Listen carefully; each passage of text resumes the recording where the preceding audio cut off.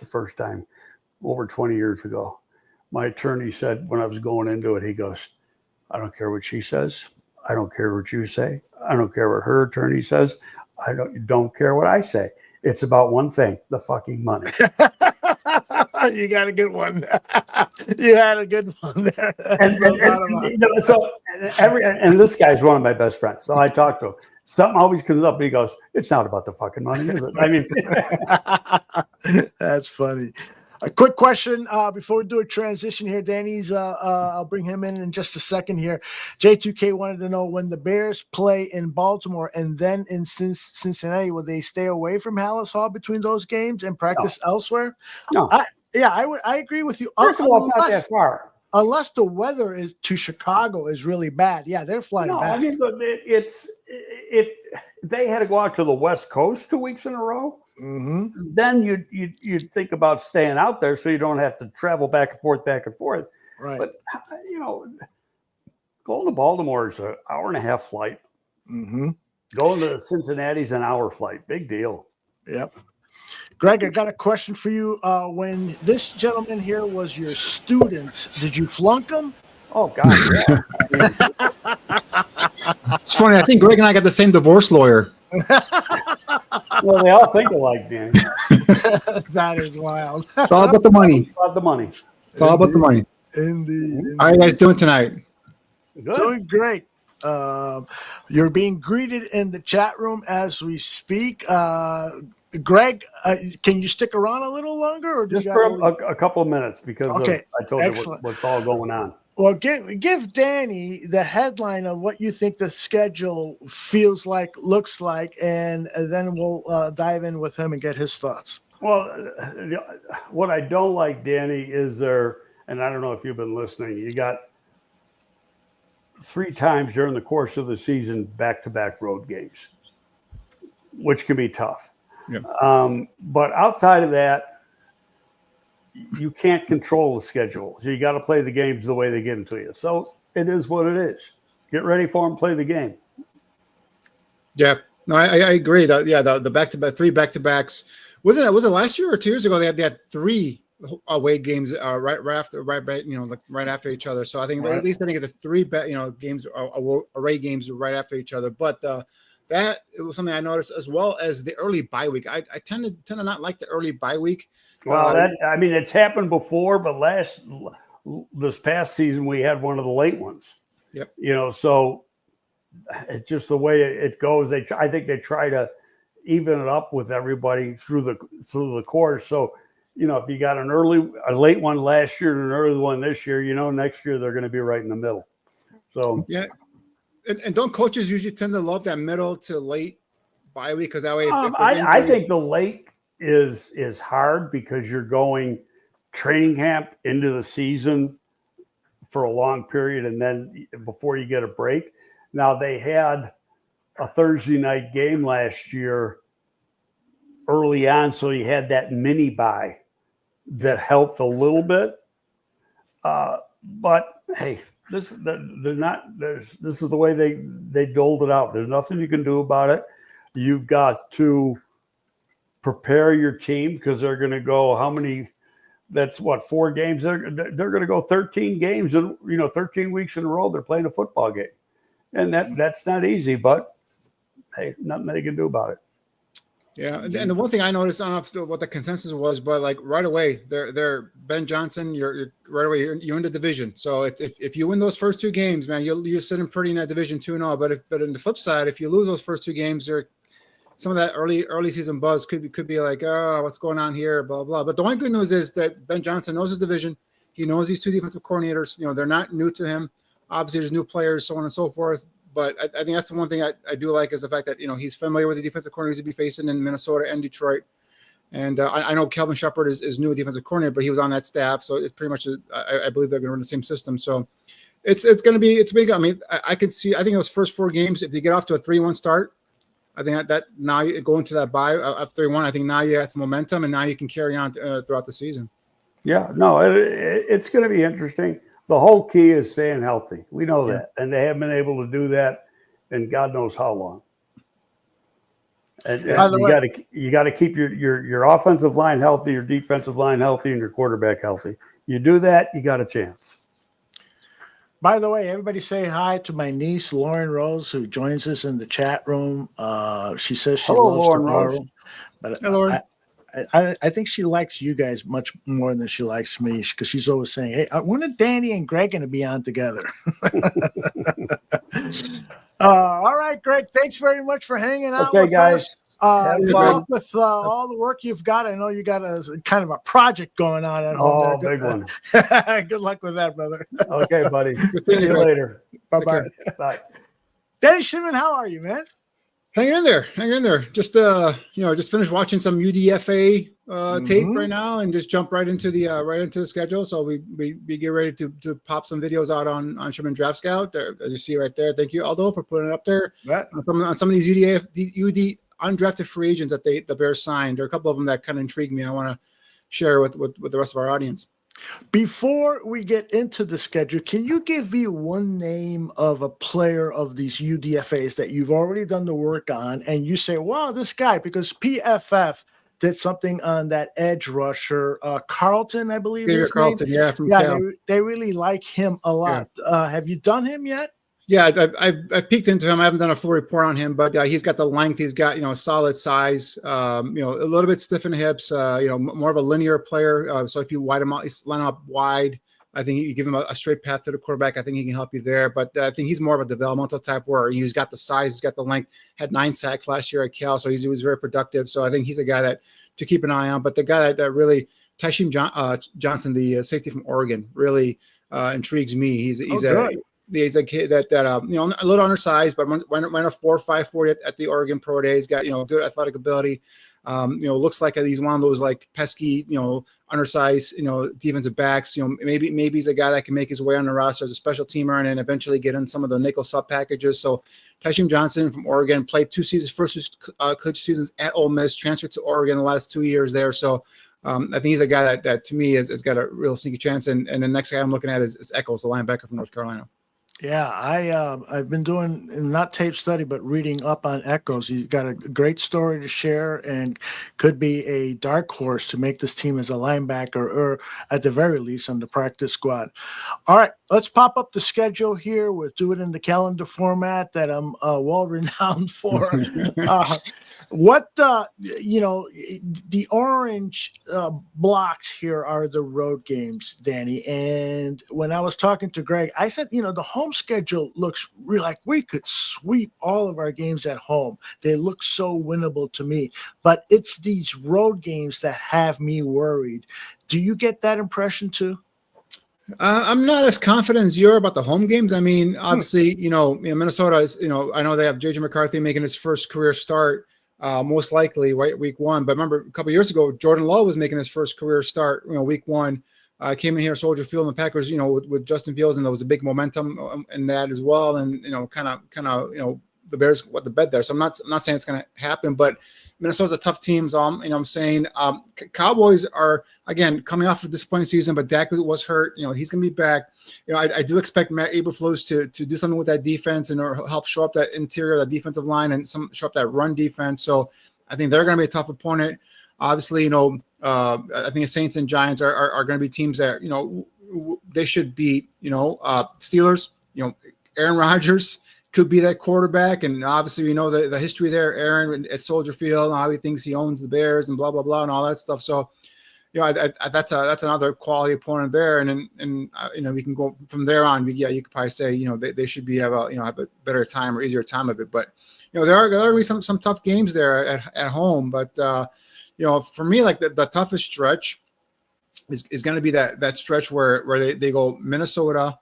On the road, and then home against Pittsburgh, and then on the road against Philly, and on the road against the Packers. I mean, those 4 games there, those are 4 playoff quality opponents, right? So we'll see how that goes. I think if the Bears are in the mix or on the periphery of playoff contention, if you will, that 4-week stretch could really make or break if they end up making a final push towards that playoff. But just like Greg was saying, it's the key thing is getting through the preseason healthy, The one thing I would recommend, hopefully we'll see what Ben Johnson does, and that's something that the previous regime did, and I was not a fan of it, although I believe you were not a fan of it as well, was don't play your damn starters. Play your starters, get them reps. It's a new scheme, it's a new system. Hopefully Ben Johnson doesn't do the old, we're gonna rest our starters and not plan for the preseason, because they need to get the reps in there. And that's what I hope he does, and then come out prepared, come out ready to play. Like I said, the good news is, that with the two division opponents, Ben Johnson being in the division the last couple of seasons, he's familiar with the defensive coordinators or at least the personnel on both those teams. So, he's not coming in with a team that he hasn't faced before, a whole new coaching staff or whatnot. So I think that's something that could play potentially in the Bears' advantage there.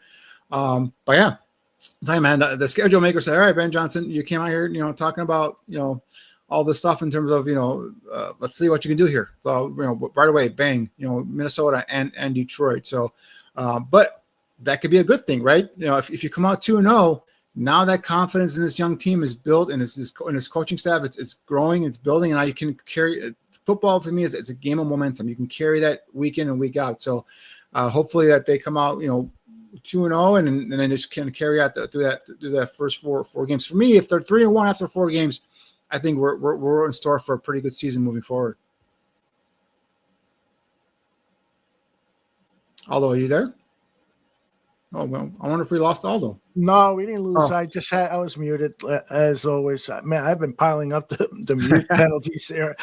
But I did want to touch on what you said earlier about the preseason schedule and playing the starters. Courtney Cronin posted the preseason schedule. Week 1, the date has not been determined, but the opponent is going to be the Miami Dolphins. And then on the 17th, versus the Buffalo Bills at Soldier Field. That to me is the game where the starters have to go 3 quarters. And then week 1 and week 3 against the Kansas City Chiefs, you're looking at maybe one quarter and then a half in the game against the Chiefs. You agree with that? Yeah, Miami, maybe if you want to give the starters a series, that's fine.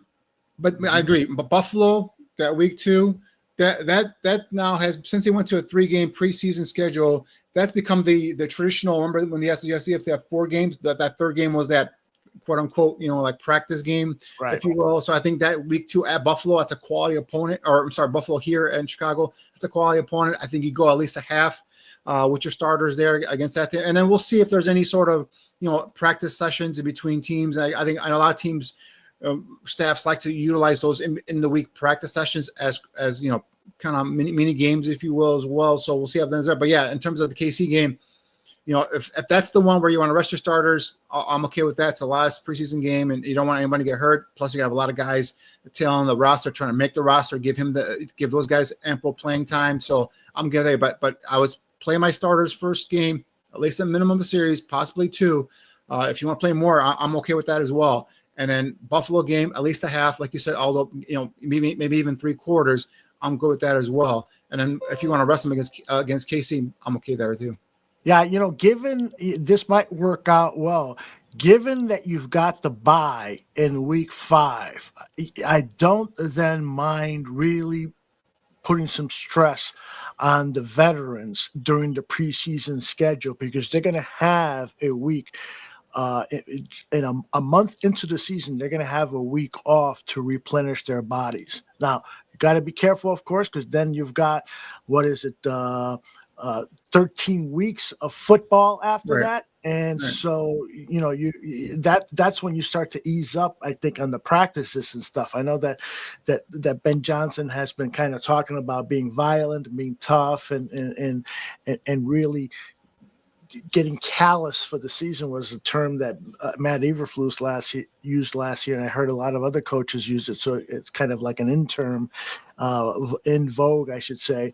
But hey, this is what you're dealing with. You're dealing with these weeks off. You're dealing with new players trying to gel with one another. I'm with you, man.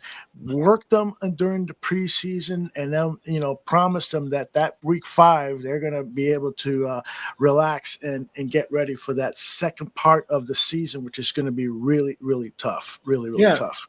And plus with the CBA, they're limited in terms of how many times they can hit and be physical during the season as well. So you get those quality reps in the preseason. Again, I know you're a new staff. You want to come in. You want to set a culture. You want to make sure players know in terms of this is how we're going to do it. Moving on forward here with this new staff.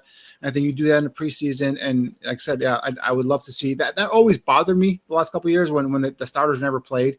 And I think it just kind of lingered on into the opening week, right? And we saw a sloppy play on offense, even on defense at times. It was just the whole thing was just combobulated. I just feel like get them out there, get them lathered up. And I'm not saying playing full halves, but at least that Miami game series or two, the Buffalo game at least a half, and then you can rest them for that KC game. But you got to play your starters. I would say the majority of NFL great quarterbacks played a lot of preseason football, starting with Tom Brady. Tom Brady would play 3 of the 4 games and would see a lot of action.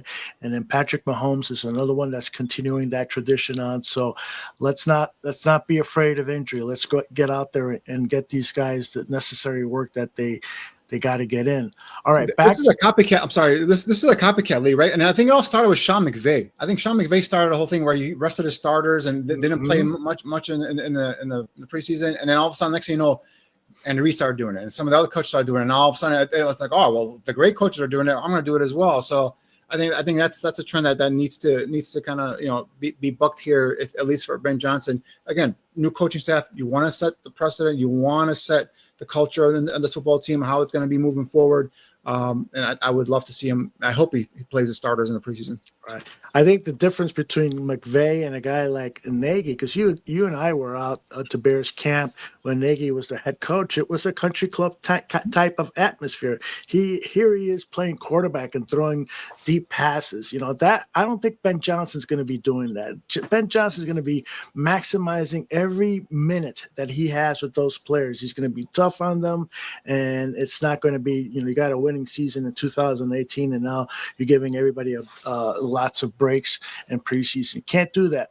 Danny, I want to share with you the NFC North schedule that the Chicago Bears have. Week 1, Vikings. Week 2, Lions. Week 11, Vikings. Week 14, Packers. And then week 16, Packers. And week 18. To me, Danny, you got to win. Greg was saying 4 out of these 6 games. And I want to push them to win 5 out of the 6 games, and maybe even the Mike Ditka 80s Bears would often, relatively speaking, would sweep the NFC North opponents. And I am of that school. You got to dominate your division. What are your thoughts when you look at this division schedule? Yeah, I mean, I would love. I think 5 out of 6 would be great. That would set you up to really take charge of this division, especially with that division play. I mean, if we go back and take a look, and I hate doing this, like going back and revision history or whatever you want to call it, but they should have beaten Green Bay twice last year if you think about it, right? They should have beaten Minnesota once last year. They should have beaten Detroit at least once, last year. So technically, they could have won more games in the division last year, and that was the Bears under a staff and where there was just dysfunction all over. So if you come in, Ben Johnson, you set the culture, you talk about everything, you get off on a good start here. You got to win your division. That's the important thing. You win your division, you get into the playoffs, and you probably get a home game. So I think that's where you got to concentrate. You got to hammer that in there and say, first 2 games, division opponents. You go 2-0 in division. That is a great start. Not only to the Ben Johnson coaching, career or whatnot, but just for the team itself overall in the division. Like I said earlier, you get that confidence going in a relatively young team, and now they believe they could win games against their divisional opponents. And next thing you know, you probably have some wins here and there against the Giants, against the Saints, against the Browns, some of the other teams, and you have you're out to 8, 9, possibly 10 victories. So very important. Believe you might be on mute then, buddy. That's 2 in one show. Damn it. I agree with Skeletor here when he says Love is overrated. I think that Love is a good quarterback. I don't think he's ever going to approach the Favre Rodgers type of quarterbacking that Green Bay is accustomed to. Your thoughts? Yeah, I mean, I think this is a big year for Jordan Love, to believe it or not. I mean, I think obviously that first year, I think he was overhyped and overblown. Now he had a great playoff performance against Dallas and pretty much versus San Francisco, but last year coming obviously that first week 1 injury against the Eagles kind of set him back a little bit. He just never seemed to recover, and then he had like a little period there where he looks like started making some plays again. But I think this is a year where I think there's a lot of pressure on Jordan Love in terms of proving that he is the next in line, if you will, that of the Green Bay quarterbacks, right? So I think this is going to be a season where there's a lot of pressure that a lot of people are going to be looking at Jordan Love and saying, all right, are you the real deal? Well, what's going on? Because there was a lot of up and down so far in his playing career. Mm-hmm. Indeed. And one of the things about his quarterbacking style, Danny, that I feel the Bears should like double the amount of interceptions they have against him when he plays. He just tends to really lob the ball up in many situations.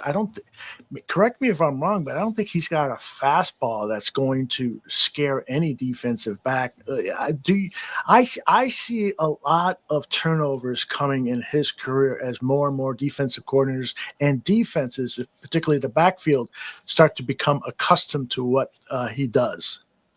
Well, yeah, I mean, I think he had was 12 or 11 or 13 receptions last year, if I'm not mistaken. Someone double check that for me. But yeah, I mean, I'm pretty sure like he arm strength wise, he's got a pretty good arm. He's got a quick release, but he does put the ball in harm's way. I mean, he's a guy who does take chances with the ball, and you'll see those times where there's 2 or 3 guys there. Heck, last year that there was a play here in Soldier Field where there was a goal line situation. He threw the ball up no man's land, and the Bears picked him off in the red zone. So I mean, he's careless with the ball at times, and that's where with Dennis Allen now, the whole Tampa 2 stuff is gone.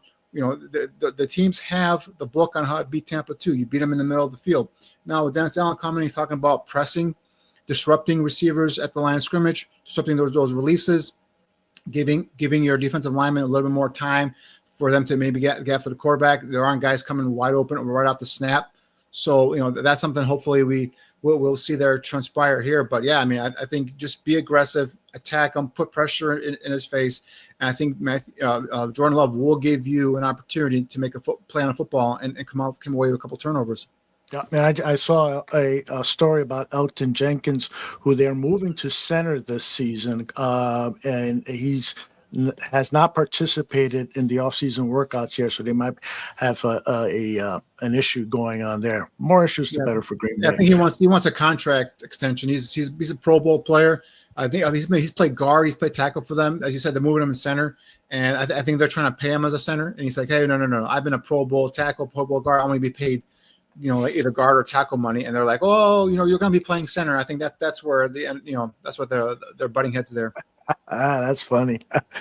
All right, this is the Packers schedule. I just want to take a quick glance at it. They're starting with some tough teams. The Lions. Let's see. The Dark is home, so they're at home against the Lions and Commanders to start things off. So they could start off 0-2. Very, very likely.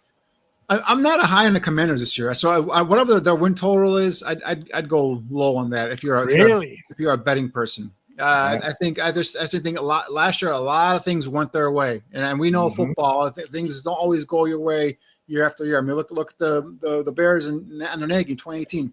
All the trick plays, everything, all the bounces went the Bears' way seemingly that year, and then since then, obviously, it's gone the opposite way. So I just think Washington, they made some improvements, in terms of Deebo Samuel and some playmakers on that offense. And again, Larry Tunsil is a guy that's hailed as still seen as a great tackle, but he's on a decline in my opinion. So I don't think he's what he was in his prime in terms of a left tackle. So I think Washington could be a game that the Packers will go and win there. Obviously Detroit at home, this is going to be a huge a test case here for Detroit. And like I said, 2 new coordinators. Kelvin Shepard was a linebackers coach, takes over the defensive play calling.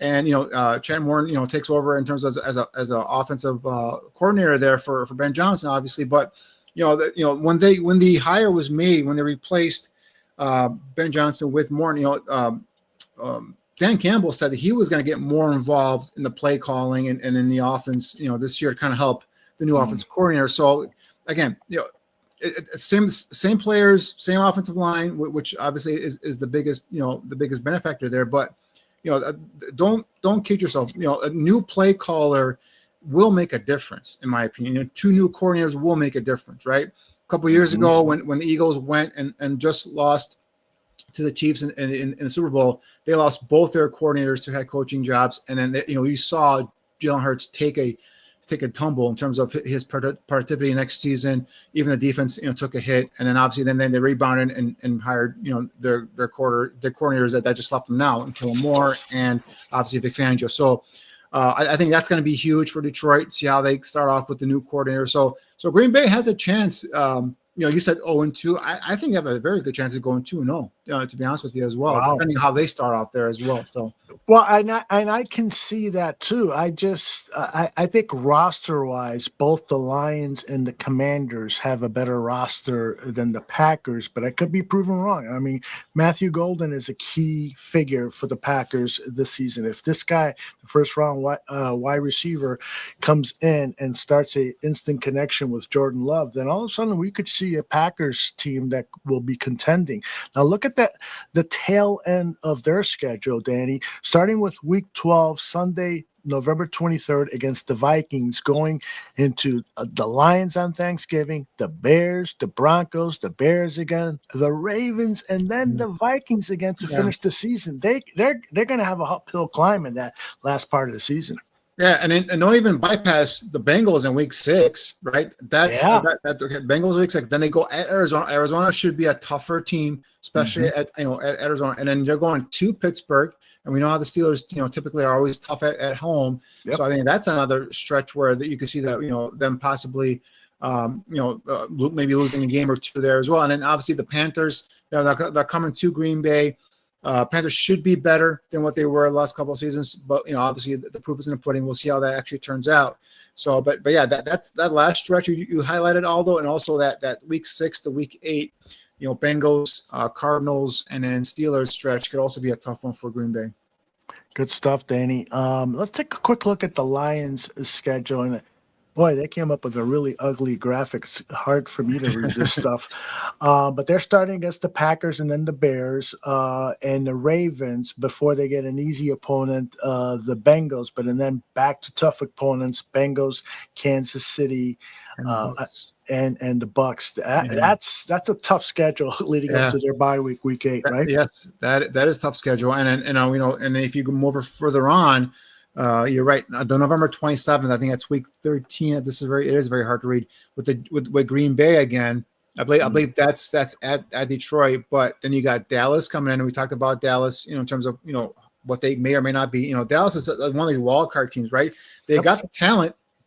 Just picking up George Pickens now, obviously CeeDee Lamb, and with the healthy Dak Prescott, the offensive line is a little bit of an influx. They've invested a lot of draft capital the last couple off seasons in the offensive line. Obviously, Tyler Booker was their first round pick this year. So, and we talked about the Pickens acquisition there. They got some weapons on offense, and if Eberflus can turn our defense around, until Dallas is a team that could surprise a lot of people, right? And I'll talk to obviously in the Rams, Sean McVay and the Rams are always tough, and then the Steelers, and then Minnesota, and then obviously finish off here with Chicago. So I think that is a tough stretch there as well when they finish off their season too for Detroit.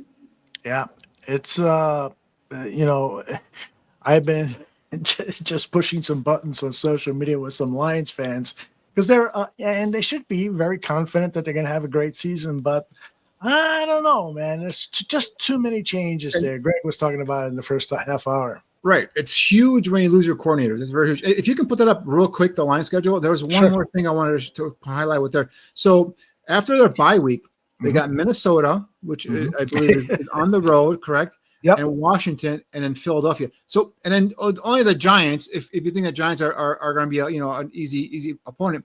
But if you just say take away the Giants, look at those. You got Minnesota, Washington, Philadelphia, Green Bay, Dallas, Rams, Steelers, Vikings. I mean, you have a who's who in terms of playoff teams from last year, right? So I think only teams that in that stretch that didn't make the playoffs last year were the Giants, the Cowboys, and obviously the Bears at the end of the season there. So That's a tough stretch after their bye week. And then you mentioned earlier they head into the bye week facing the Bengals, the Chiefs, and the Buccaneers. So this is a pretty tough schedule. Yeah, it's a very tough. And by the way, I was wrong when I said the Vikings. That game will be in Detroit, right? Their Week 9 game right after the bye. But nonetheless, that, like Danny says, that's a tough stretch. They got a tough stretch going into the bye, and a tough stretch coming out of the bye, and a tough stretch to finish the season.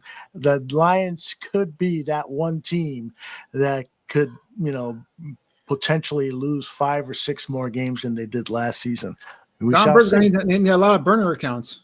That's right. I'll allow him back in the bar room if that happens. I want to share with you the Viking schedule, Danny, but it is the most difficult thing to read I've ever seen a graphic artist create. Whoa. I mean, what is this? I don't know where to start. I think upper left-hand corner with the Bears, and then go downwards: Atlanta, Cincinnati, Pittsburgh, Cleveland, Philadelphia. That's the first third of the season. That is so confusing. That is the J2K is the graphic artist. Please give you a review of this. Me as a producer, I say no way. That is horrible. Back to the drawing board. That is really ugly looking. But let's take a look at the quality of opponents here. To me, it almost seems like they got the 5th place schedule. Playing Atlanta in their second game of the season. Cincinnati and Pittsburgh, of course, are tough, but Cleveland, I mean, they've got some winnable games here in that first stretch of 5 games.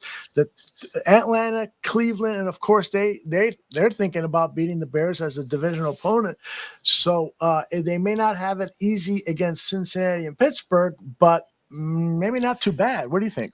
See, okay, so I think Atlanta is going to be a sleeper team in NFC South. I mean, obviously, Michael Penix coming into his second season there. They got a ton of weapons on offense, obviously with Bijan Robinson and Kyle Pitts and Drake London and obviously Darnell Mooney. And then obviously now defensively, they've invested on the defensive side with, those 2 first-round picks, Jalen Walker and James Pierce. So I think Atlanta could be a sneaky team, in terms of competing in that NFC South. So I don't think they're that big, they're going to be that easy of an opponent. So, and obviously then you go with Cincinnati and then Pittsburgh. Obviously Cleveland will be that, that if you had to guess today, it would be probably the easiest of their first 4 opponents. Hopefully the Bears are not going to be, a pushover in a week 1. But I think Atlanta, Cincinnati, Pittsburgh, tough. Is that Philadelphia? That's that's at home versus Eagles, right? Yes. Yeah, Eagles, and then you got Chargers. That LA Chargers and Jim Harbaugh. You get the Lions then, and then Baltimore. So I mean, yeah, they've got a pretty I think formidable schedule there as well. Now their tail on their schedule is a little less daunting than some of the other ones that we've seen. All right, I agree. Starting with Seattle. Yep. Again, Washington, I don't think Washington's going to be as great as they were last year. That just means, in my opinion, obviously Dallas could be hit or miss. The Giants, I don't think they'll be that, great shakes. And obviously they got Detroit and Green Bay. So I think, going to that first 4 weeks, they could start off easily 2-2 or 1-3, depending on how they do versus the Bears that week 1. But yeah, it's first of all, this is very hard to read. Second of all, I think this is a schedule that could surprise you here and there. Yep. But I just think their second half it looks like a little bit easier. If I had to guess, again, right. These are all just guesses, right? So, then some of the other, and then the Lions or the Bears or even like the Packers. Yeah, I totally agree. A lot, of course, depends on how the NFC North division opponents, the quality of football they're going to offer up, because the Vikings finished with Detroit and Green Bay. But the other thing, I don't know if you mentioned this, Danny, I may not have heard it. That Cleveland game is in London right before the bye. So that's going to make it, so again, to start the season for the audio podcast people, it's the Bears, Atlanta, Cincinnati, Pittsburgh, and then Cleveland in Cleveland before the bye. And then, like Danny said, they go to the Eagles and Chargers and so forth. So that London game for them could put stress on them, given that they're playing an inferior opponent in the Browns. Thank you for reminding me. That is, if I'm not mistaken, they have back-to-back outside the country games. So is Do they? that they do? Oh, Is you're it, right. Dublin. is it Pittsburgh is Dublin, and then is it Cleveland? Is it Cleveland they play? Or, Cleveland and London, and then Pittsburgh and Dublin. Yes. yeah, so that's back to back, international games. So that is to me is a huge. I thank you for reminding me that, because that was something I saw and I'm like, whoa, like that is weird to have back to back. Because typically, remember, if you do an international game, the following week is a bye week for you, but they're going back to back international. So I think that's going to be a tough stretch. So if they get off to a 1-2 or even 0-3 start, and now you go back to back international games, that could be, and with a rookie quarterback, so I think that this is going to be a tough part of the schedule for Minnesota. Yeah, I agree. The only thing tougher than that schedule is reading that fucking schedule. This is so tough. Did J2K chime in on that? Yes, he did. He said that the design of, they're taking off, and I didn't know this until you pointed it out, but that they're trying to mimic tattoos. But the design in terms of communicating the schedule, he gives it an F. The creative start of it was good, but in terms of how effective it is in communicating, it's a failure. When I first saw that, I was like, "What is that?" And there's a Minnesota Vikings logo in the middle of this. I was like, "Wait, who is that?" Yeah, it kind of blends right in with like logos. Yeah, it's like it's. I give the third grader who came up with this a lot of props. You give A for effort, right? You get A for effort, but, absolutely, but F for delivery. This is the Bears, how they did it, and you know what? It's not going to be super creative, but it gets the job done, man. Plain and simple. We're not squinting. We're not like guessing. We know which one the home games are. We know where the road games are. Sometimes just what's that saying? Keep it simple, stupid. Just the don't kiss mess it up by making it all fancy. Exactly. Let's take a look at the schedule here and tell me what your thoughts are about these last 3 out of the last 4 games are at home. At home, December 14th against the Browns, and then the Packers, December 20th. They do have to travel all the way to California to play the 49ers in what currently is scheduled as a Sunday night game, and then they come home to play the Lions either on Saturday or Sunday. Does that strike you as it being particularly tough to close the season or not? Yeah, I mean, it's kind of hard to predict, right? Because obviously, how are they playing? Who's dealing with injuries? Are the Bears healthy? Are the Packers healthy? Obviously, I like the fact that the Packers are coming here in December. As the last couple of years, I think we've been going there to Green Bay, so they come here there, and obviously, we don't expect the Browns to be a playoff caliber team, but because they have that quarterback situation where we're not sure what they're doing there, but they're a talented team, right? So it's all going to depend on health, and that's why it's so hard to kind of predict and say, like this game should be an easy victory, this game should be a hard game. So we'll just say, like, based off of previous records or previous knowledge of these teams, I think the Browns should be a victory game. Packers, I think that'll be a tough game, but I think that Bears could, pull it out. They almost pulled it out last year, as we mentioned earlier. At 49ers, again, depending on, that team's been snake bitten the last couple of years in terms of injuries. So, is Nick Bosa and are those guys playing? Is Brock Purdy standing up? They've made some losses in terms of, of their roster as well. So how do the 49ers look? But going back to the history of the Bears, I remember they've always struggled going out to San Francisco, and correct me if I'm wrong, but the last victory that I remember the Bears actually winning in San Francisco was when they first opened up that new stadium.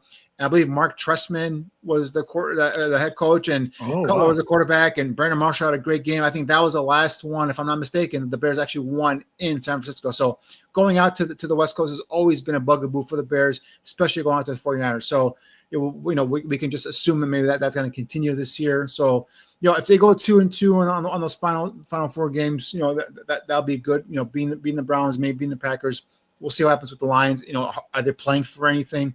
Are the Bears playing for anything? So that's going to be determined there as well. So it's hard to predict, but yeah, I mean, just the 49ers game, when I saw that at 49ers, I always hate when you have to go travel to San Francisco. For whatever reason, the Bears always struggle there. Yep, I totally agree with your analysis there. And then prior to that 4 game stretch, there are those 2 road games at Philadelphia. This is after the home game against the Yeah. Steelers on November 28th, right after Thanksgiving, and into early December at Philadelphia, at Green Bay. That is Yeah. tough. They Yeah, got that stretch at Minnesota, starting on the 16th, at Minnesota after the Giants game, at Minnesota, at Steelers here, at Philadelphia, at Green Bay, and that's that 4 game stretch, which I pointed out earlier. Like I think if the Bears are in contention or on the periphery of the playoffs, that 4 game stretch could make or break their run in terms of they're going to qualify or not qualify for the playoffs. Danny, how you just phrased that brings to mind this question: is this a schedule that a potential playoff team like the Chicago Bears can overcome? Because I feel like this is a schedule that gets us to potentially 8, 9, 10 wins, but maybe not a playoff spot. Your thoughts? Yeah, I mean, I'm right there as well. I mean, it's I mean, you know how bad I am in terms of wins and losses, right? We have a couple years back-to-back years of Buffon 55 schedule shows that where we could go over to show how bad I am there. But yeah, if I just kind of guess off the top of my head, I'd said like 8, 9, 10 victories could be in the works here. But yeah, like you're right. Although it depends on how the NFC is in terms of who's ahead of them and qualifying and tiebreakers and all that stuff. So yeah, the Bears. That's the thing is like to keep in mind is I know it's there's a lot of excitement around Ben Johnson, a lot of excitement in terms of what they've done so far in the offseason. But the Bears could go 9-8 and not make the playoffs, but still be an improved football team. So I think we just want everyone to kind of keep that in overall context above. This is a team that could get better, markedly better, right? But yet not make the playoffs. So that's why I want to see the development of the quarterback. I want to see how the offense gels and in terms of head coach material. How is Ben Johnson, doing that kind of stuff, and then obviously Dennis Allen and defense and all that stuff. And this is a young team that's going to get better and better as the years go on, hopefully. So if they win 9 games, that's 4 more victories than last year, and they don't make the playoffs. But they're trending up. Caleb Williams is playing great. Rome is coming into his own in his second year, and obviously Colson Loveland and Luther Burden and all these guys are making contributions. The offensive line has been solidified. I mean, there's positives there. Now you can go back into the next offseason and kind of reinforce and fill in some of the other holes that you have to come back and make a whole team. But yeah, I mean, the Bears don't make the playoffs this year. As long as I'm seeing improvement, it'd still be a good season. Tooch is backstage. I think he's ready to make the transition in about a few minutes here. So I'd love to ask you this question, and you're welcome to stay as long as you like. But right now, it appears like fans and some pundits are saying that the running back position needs to be strengthened before we get into the season. So I'd love for you to address that with your followers and talk about if you do think that they should pursue a free agent running back, who might be a name or two that you'd like to pursue. Yeah, I mean that's always a possibility in terms of getting a veteran free agent running back. The names that the popular names out there are J.K. Dobbins and obviously Nick Chubb. So we'll see if that comes to fruition. But what I would do, and I would suggest the Bears do, is going to these OTAs in early portion, right before training camp starts. So through the veteran mini camp portion, and see what you got in the room there, right? So obviously, DeAndre Swift, Ben Johnson's been on record saying that he's a fan of DeAndre Swift and he has plans on how to utilize him. And we talked about Roshan Johnson, does he have a role here or not? But Kyle Malungai, the 7th-round selection, I posted a video breakdown of him. He's a guy that you talk about, a downhill physical thumper, one cut downhill, highly productive, back-to-back seasons in the Big Ten, over 1,200 yards, no fumbles in his career as a ball carrier at Rutgers. So, I think he's a guy that should be given a serious look here. Could be, I'm not saying he's going to come in and be the offensive rookie of the year, but he could be someone that could give you a nice compliment there. And then obviously once you've gone through the OTAs and the veteran mini camp, now you say, all right, well, we're lacking there. We could use someone like a J.K. Dobbins, who's always been productive. His big bugaboo is just staying healthy, unfortunately, right? So I think he's a guy who would be a nice fit there, a nice combination with DeAndre, as is Nick Chubb. There was that video after the draft of Chubb working out. looked phenomenal, right? But he's coming off of a season where he was injured for most of last year off of a huge knee injury. How is he in terms of his recovery? How healthy is he? And these guys are going to be just 1 year guys, stopgap measure guys until you get into the next offseason where hopefully you can come in and bring in another running back, fulfill that role. So I would go through the OTAs. I would go through a veteran minicamp, see what you got in the room there. And then you feel like, hey, we're gonna need another guy, whether it's Chubb, whether it's J.K. Dobbins, and bring all those guys in on a veteran, like 1 year deal and go from there. But the running back room could possibly get another player in there. The defensive line, I think, still for me is something that I'm still kind of struggling with. I'm still not totally 100% happy with what they have there. I still feel like they could probably bring in maybe an edge guy. Now, I know they're probably looking at Austin Booker, the second-year player, and hopefully he takes the next leap. And I hope so as well. And I have a lot of faith in Austin Booker. But I would just like to see another veteran in there, maybe someone like a Zadarius Smith or someone like that. Just someone where you can come in, you can kind of rely on him to give you some quality snaps there, opposite of Montez Sweat. Obviously, I think the defense tackle rotation with the drafting of Shamar Turner in the second round, I think you put him in there or go around Dexter. Obviously, Grady Jarrett, Andrew Billings. I think that should be a solid combination there, 4-man rotation. And obviously, you have a third round pick from a couple years ago. Zach Pickens also kind of vying for some snaps there too. So, and then with the new guy Ode, you can start him off at edge and he can kick inside to defensive tackle on passing situations. So it gives some flexibility there too. So just one more edge guy for me would be something that I would like to see on the defensive line. It doesn't have to be a big name. I'm not saying go get Trey Hendricks or anything like that, but just another competent guy that can give you some good quality pass rushers there opposite of Montez. And also, and in terms of the offensive line, I think depth. I just want to see quality depth. Obviously, young guys like Bill Murray and some of the guys they brought in, Ryan Bates, some of these guys, we'll see if they can, solidify that. The kid from Michigan State, the 6th rounder. I think, these are guys, let's see if they can solidify the interior of the offensive line. And obviously that left tackle position we've talked about multiple times. But I do feel confident that's going to be manned by either Braxton Jones or Ozzie Trapillo on the left side. So, yeah, just some depth on the offensive line. Maybe another edge rusher on defense. And then also, to me, it's that maybe running back safety. There's a spot here. Earlier I talked about, Tayshaun Johnson, the undrafted free agent from Oregon. I think he's got a shot to make this roster if he comes in and he balls out during the preseason and all that stuff. So, safety at 4 safety could be a spot they could look for some depth there as well, too. Excellent. By the way, and I apologize. So I was doing something in the background to get Tooch logged in here. And so I don't know if you talked about the 7th round draft pick running back, but if you did, can you give me a capsule of what your evaluation is? Can he become a contributor to this offense as part of the Bears running back committee? I do. I posted it. This is his kind of report on Shimon Draft Scout. And I think he's a guy, like I said, very productive, back-to-back 1,200-yard seasons at Rutgers, no fumbles for his career. So ball security is huge with him. He's a guy that can one cut downhill in between the tackles type of thumper. I think it's a nice compliment to what they have in DeAndre Swift there. So, that's what I'm saying. Like, go through the OTAs, go through the early portion or the veteran mini camp and see what you got in a Kyle Monangai and see maybe he could fulfill that role that you maybe had earmarked for a veteran like a Nick Chubb or J.K. Dobbins. So, I'm not proclaiming that Monangai is going to be offensive rookie of the year, but I'm just saying, like, this guy has got some ability. He's got some talent. He runs hard. Again, great ball security, in terms of as a pass catcher out of the backfield. That's going to be a primary role that's given to DeAndre Swift. But, from what I've seen from tape from Rutgers, he's a guy that doesn't fight the ball. He catches it nice and clean when given the opportunity. Wasn't given much of an opportunity at Rutgers. But, I wouldn't just look past Kyle Monangai. Just to kind of, say, oh, he's 7th round pick, whatever. Let's see him compete. Let's see what he does there. And if at that point, after the veteran mini camp, which I believe is June 3rd through the 6th, if at that point you're like, we need another veteran in here, then you can go out and you'll find a veteran, whether it's a J.K. Dobbins or Nick Chubb or something like that, and bring him in here and kind of give you some of that veteran stability there in the backfield.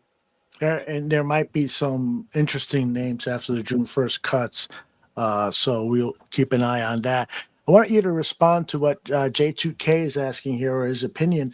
I know people think I'm crazy for saying this, but I think Dominic Robinson takes a step up and fits Dennis Allen's defense. The fact that he is kind of the body type that Allen has liked in the past, do you think he could improve his play and make a contribution? Yeah, in terms of the body type, length, yeah, he fits that profile. But JTK, I'm not sure what you've seen from Dominic Robinson to give you any sort of that belief that he could take that next step up, right? So I mean, he's been given, in my opinion, ample opportunity to go ahead and improve and get better. I haven't seen a natural progression from his game, whether it's, excuse me, he's gotten better in terms of as a run defender.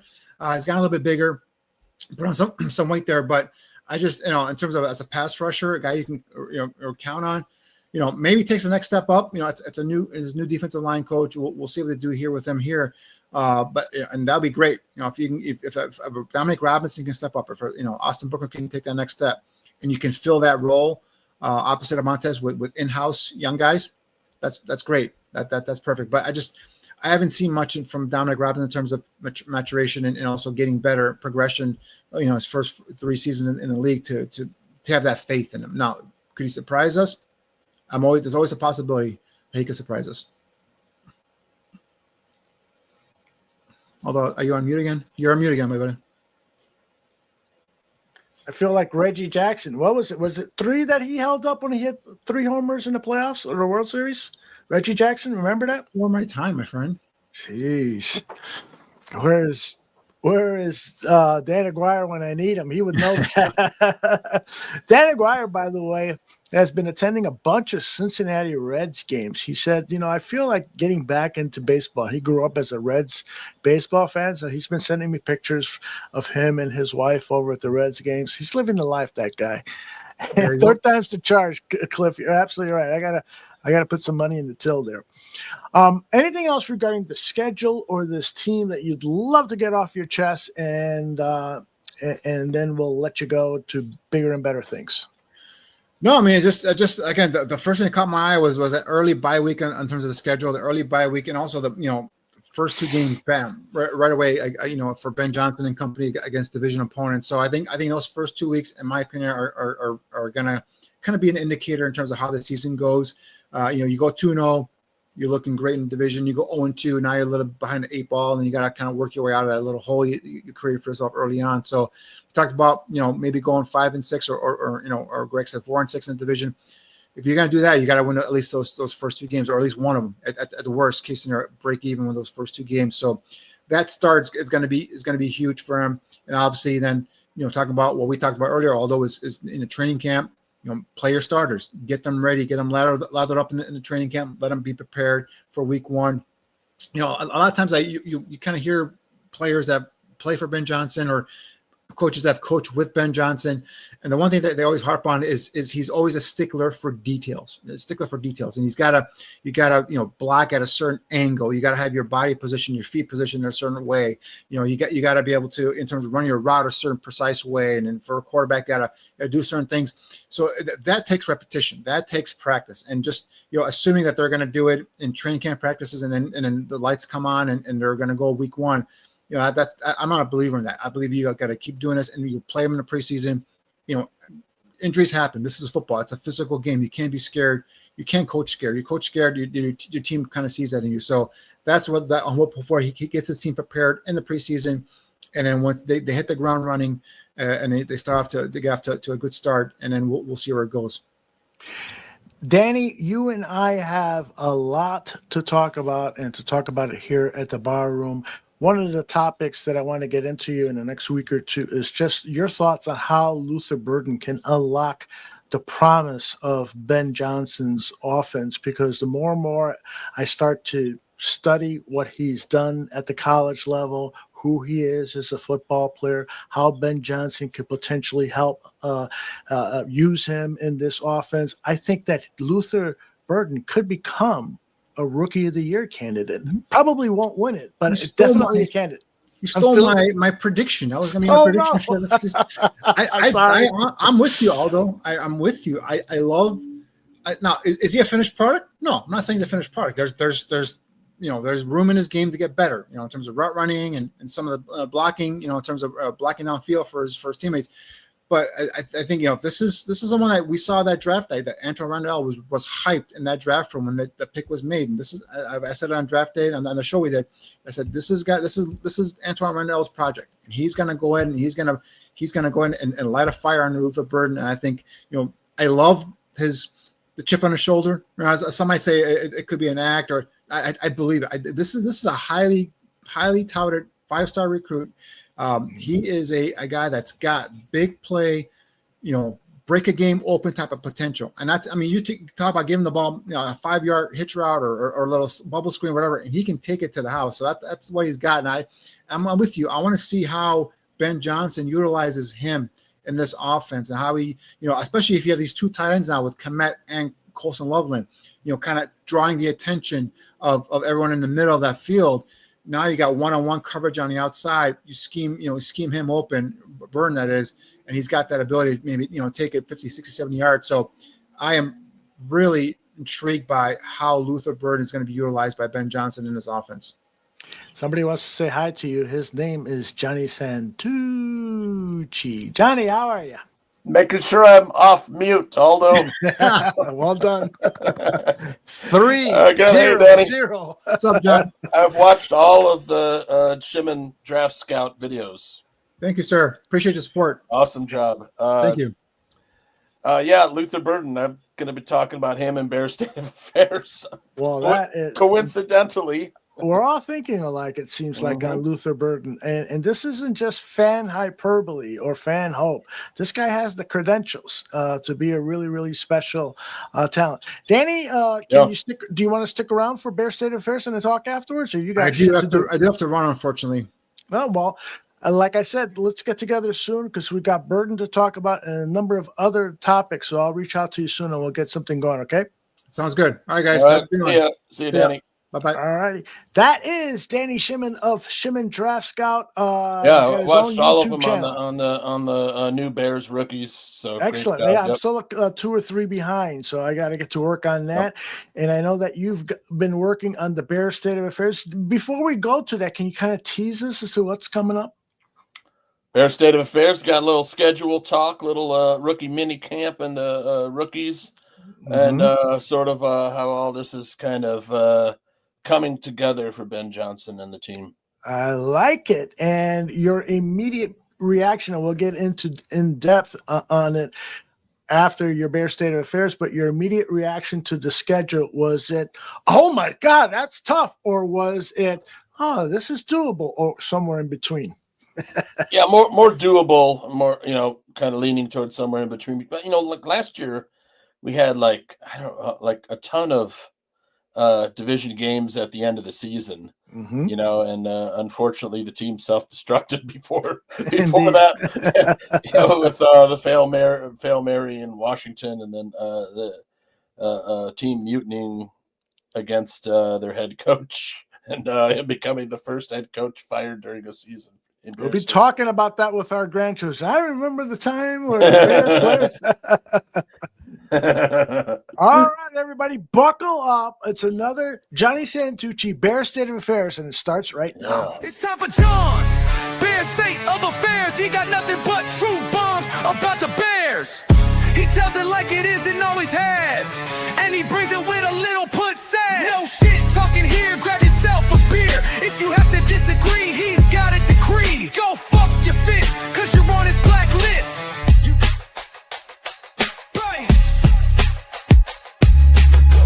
Your fist. You gonna hear the bare truth right now. Woohoo! Yeah, I love that open. All right, Bears State of Affairs, Bears mini camp and 2025 schedule release. What's happening, Barflies?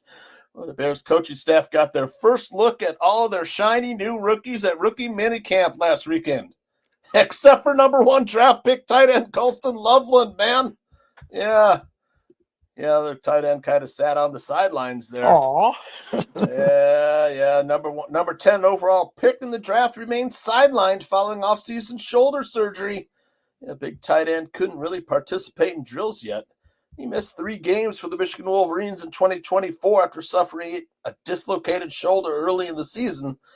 But Loveland battled through that shoulder issue to appear in 10 of 13 games, though he ultimately required surgery in late January to fix that shoulder. Ay, Dios mío.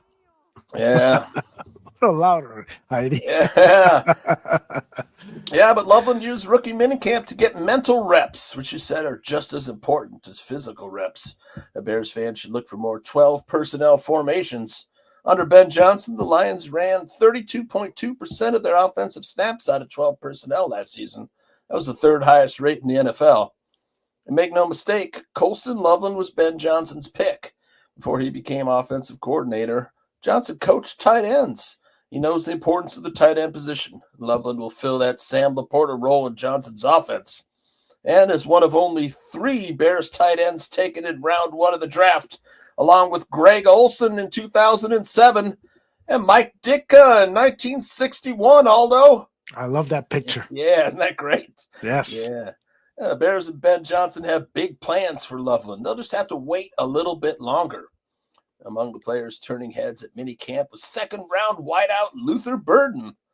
And the former Missouri Star showed off some moves while working in the slot during camp.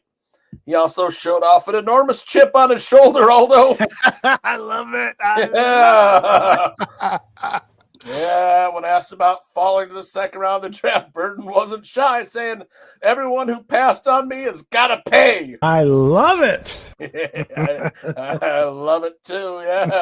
Yeah, with Burden's talent and skill set, well, he certainly has the ability to make teams pay. Aldo, his ability to line up at multiple positions, including out of the backfield, has the Bears expecting big things from him. Last year, the Bears were 29th in the NFL in slot receiving grade last year. That's per Pro Football Focus. That was an area that Ben Johnson likely wanted to improve. So what'd they do? They used this year's draft to grab 2 weapons who could do some serious damage from the slot. That's a W.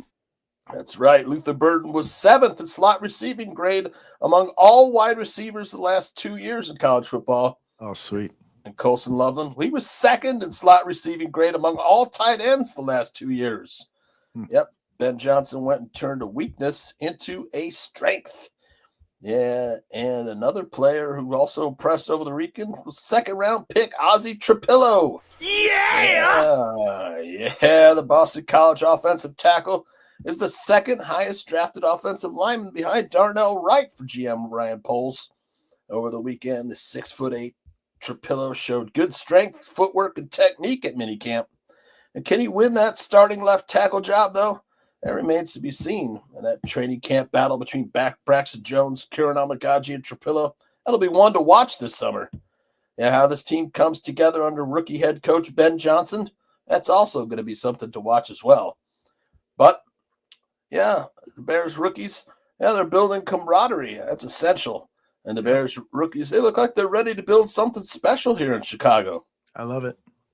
Now it's time to get ready for the 2025 season because today the 2025 NFL schedule was released.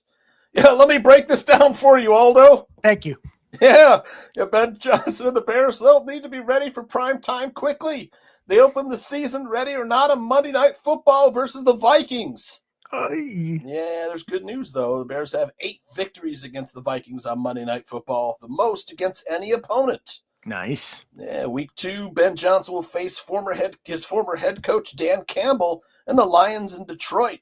The good news, the Bears lead the all-time series with Detroit 105-80 with 5 ties as well. This will be the first time since 2006 that the Bears' first 2 games of the regular season will be against NFC North Division opponents. The Bears will then have a Week 5 bye this year, and then they'll return to Monday Night Football for a rematch with Jaden Daniels and the Commanders. Yeah, although last time the Bears visited the Commanders, things didn't work out that well for the Bears. It got worse as the week went on, and we learned about all the mistakes. It was terrible. To be a fly on the wall. Mm-hmm. Yeah, that game ended up being the last game Matt Eberflus would coach for the Bears, as he ended up being the first Bears head coach fired during a season. Yeah, other highlights of the 2025 Bears schedule include a Black Friday tilt with the world champion Eagles and playing the Packers twice in 14 days in December before finishing up at home versus the Lions. I'm so fucking scared right now. You shut up. The Bears know the times and places where they'll meet their opponents on the field of battle. The coach is in place. Yeah, the quarterback is in place. It's now time to build something special. But you know what, Aldo? What? It looks like they left one game off the schedule. Ah! Yeah, I love it. 17-0. Woohoo! Oh Yeah. Yeah, 17-0. baby. That's Bears state of affairs, brother. Woo!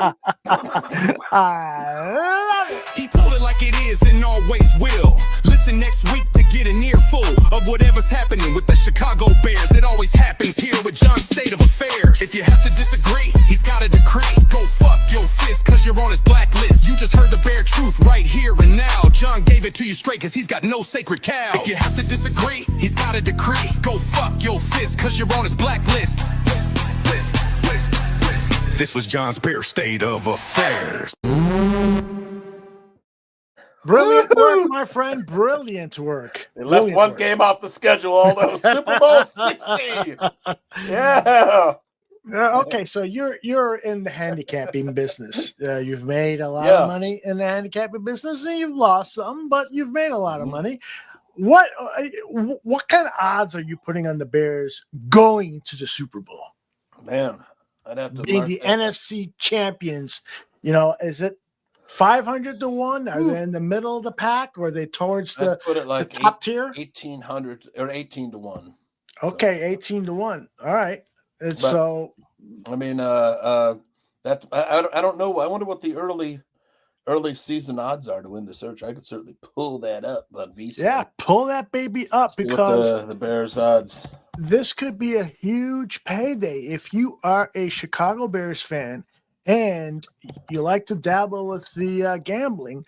You know, putting some money down on them becoming the NFC champs could be a good bet. If Tooch is right that it's around 1,800, Let's see what it is. might Let's see. want to put a couple $100 Super on Bowl that. champ. I'm trying to find the futures.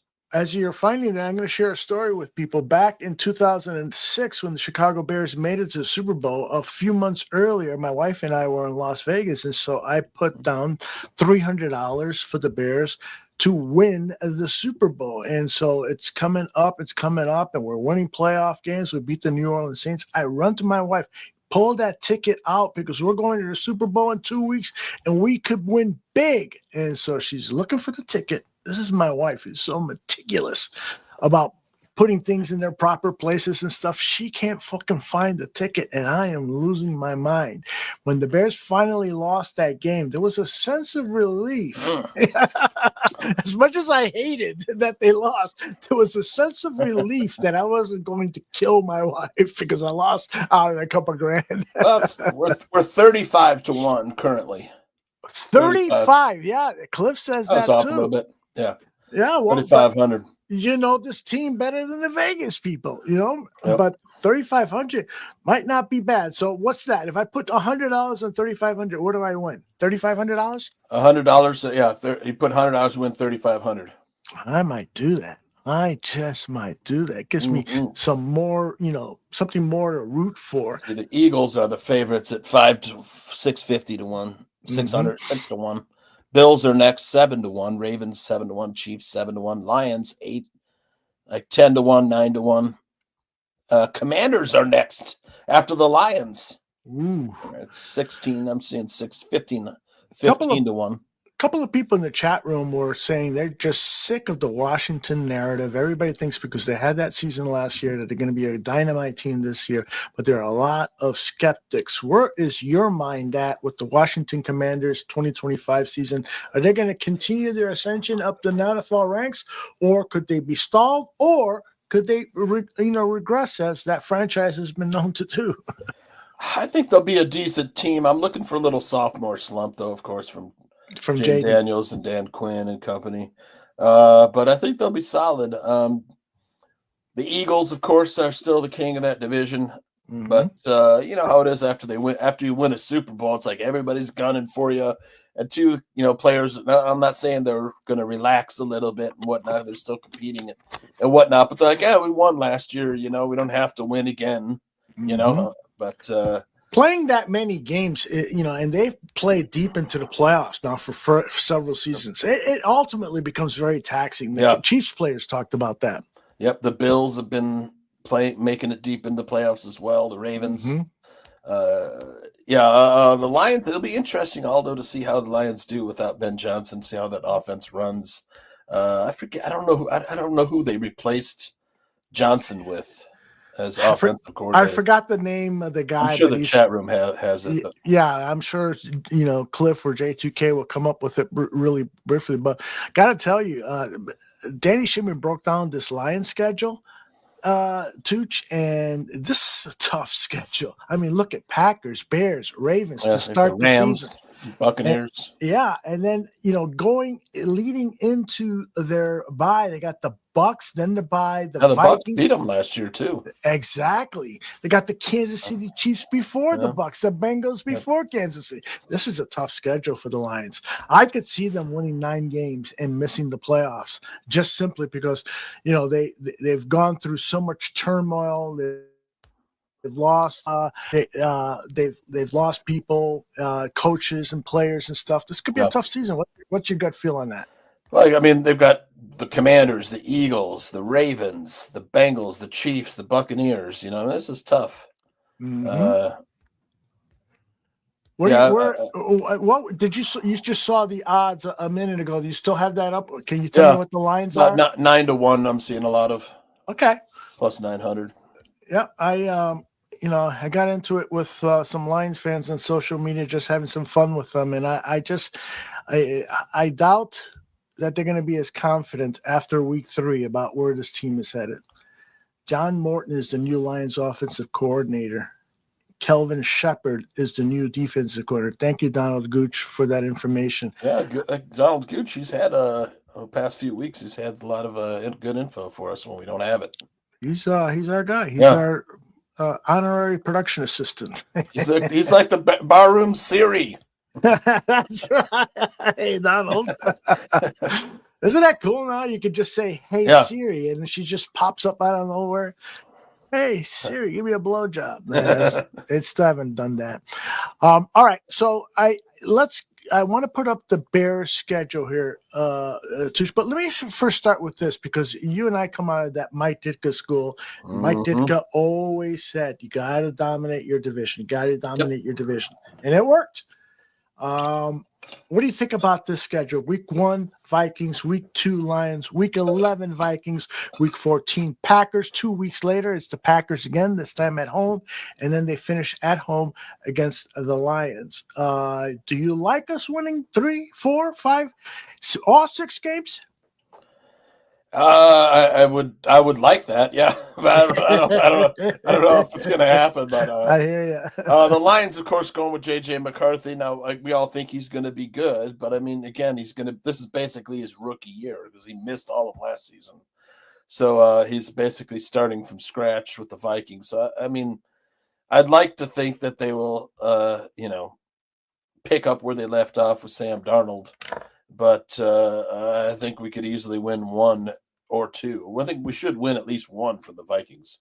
I mean, week 1, the Bears, they should come out and win that one. They usually, play really well. I think Nagy's first game we won. Eberflus's first game we won. Right? Then we win the 49ers opening day with Eberflus. And then, that's how I recall it, yeah. And then Nagy, I think we also won opening day, but they have extra time to prepare. Yeah. I like when I look at the schedule, I've been telling everybody that I love our home games. I think we can sweep. We can go 8-0 in our home games, starting off Monday Night Football against the Vikings and then against a Cowboys team that is still finding its identity and the infighting and all the turmoil that Jerry Jones brings. And then, unfortunately, we don't have another home game for a month And that's against the Saints, and I think we could dominate them, and we could dominate No. the Giants. The Steelers are winnable, Browns are winnable, and then I just feel like we have to dominate the NFC North. And so when you finish with the Packers and Lions, I gotta notch those as wins.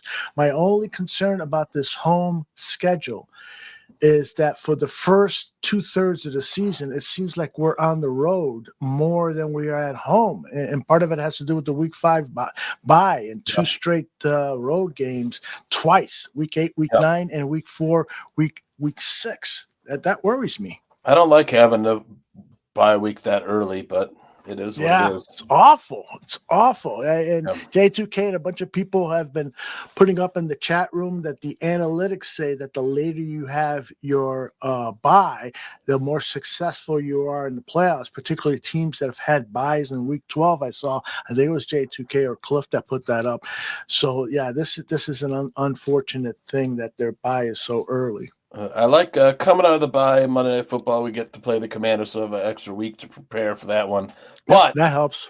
After week 12, we have a 4-day turnaround to play the world champs. That doesn't please me. It's torturous is what it is. But hopefully this team will have it together by then, and they could really make some news by beating the Eagles on Black Friday. Like I said, we play the Packers.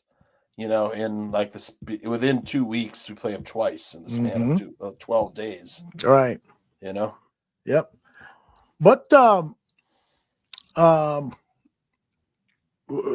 regarding the Commanders in that Monday night game, let's go back to week 6. It's, again, this is after a bye and after we've beaten the Raiders in Las Vegas. By the way, that'd be a great game to go to. Yeah.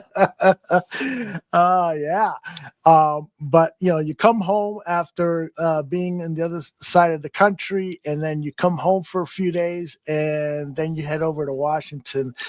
That could be tricky. It does kind of set up in the Bears' favor.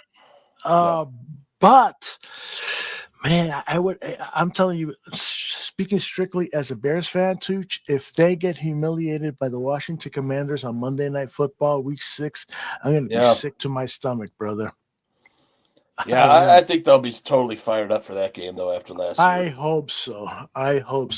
And I think, what is your thought about this? And I'd love for you to touch on this, in an upcoming Bears State of Affairs.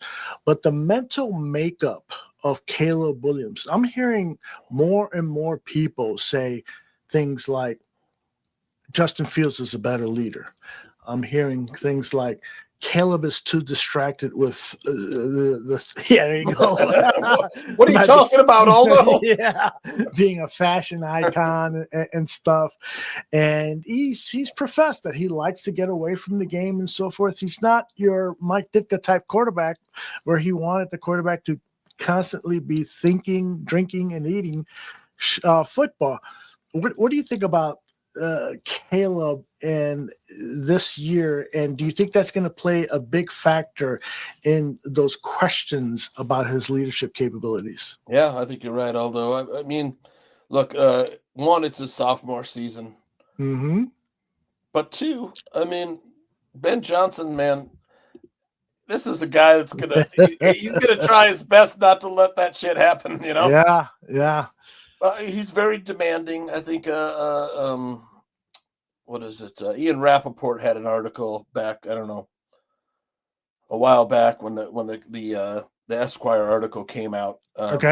About how demanding Ben Johnson is on all of his players, but especially the quarterback, and that Caleb won't like playing for Ben Johnson, because it's gonna be the hardest he's ever worked. Yeah. But if it pays dividends, then I think Caleb will be satisfied with his career more so than if he didn't.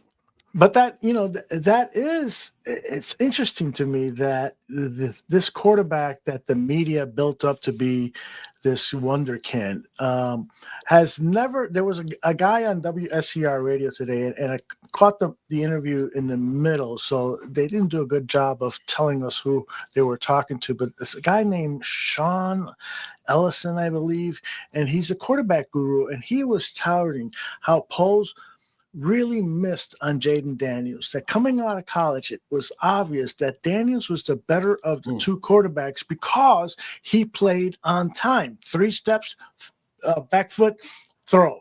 And whereas Caleb's notoriety in college football came from him running around the pocket and creating big plays. And he said, in the NFL, you've got to throw on time. And I agree with that. I agree. But it got to the point where the guy was really freaking irritating me because he made it sound like Jaden Daniels is the next coming of Christ and Caleb was just a Philistine. So, that's an interesting point because when Jaden Daniels was at LSU, of course, he had the reputation of being a film junkie, first in, last out of the building.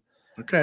And then, the Bears, of course, had that pivotal crossroads where they either kept the number 1 pick and drafted Caleb Williams, or they could have traded back 1 spot and then taken whoever of the 2, was there and just said, fuck it. We got a bunch of picks and we got a guy that we think can be a future great quarterback. One of these 2 guys, either one of them could probably end up being, top 10, top 5 in the league as far as the quarterback position.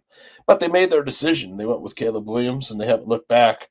But the great point that you make, is that the timing.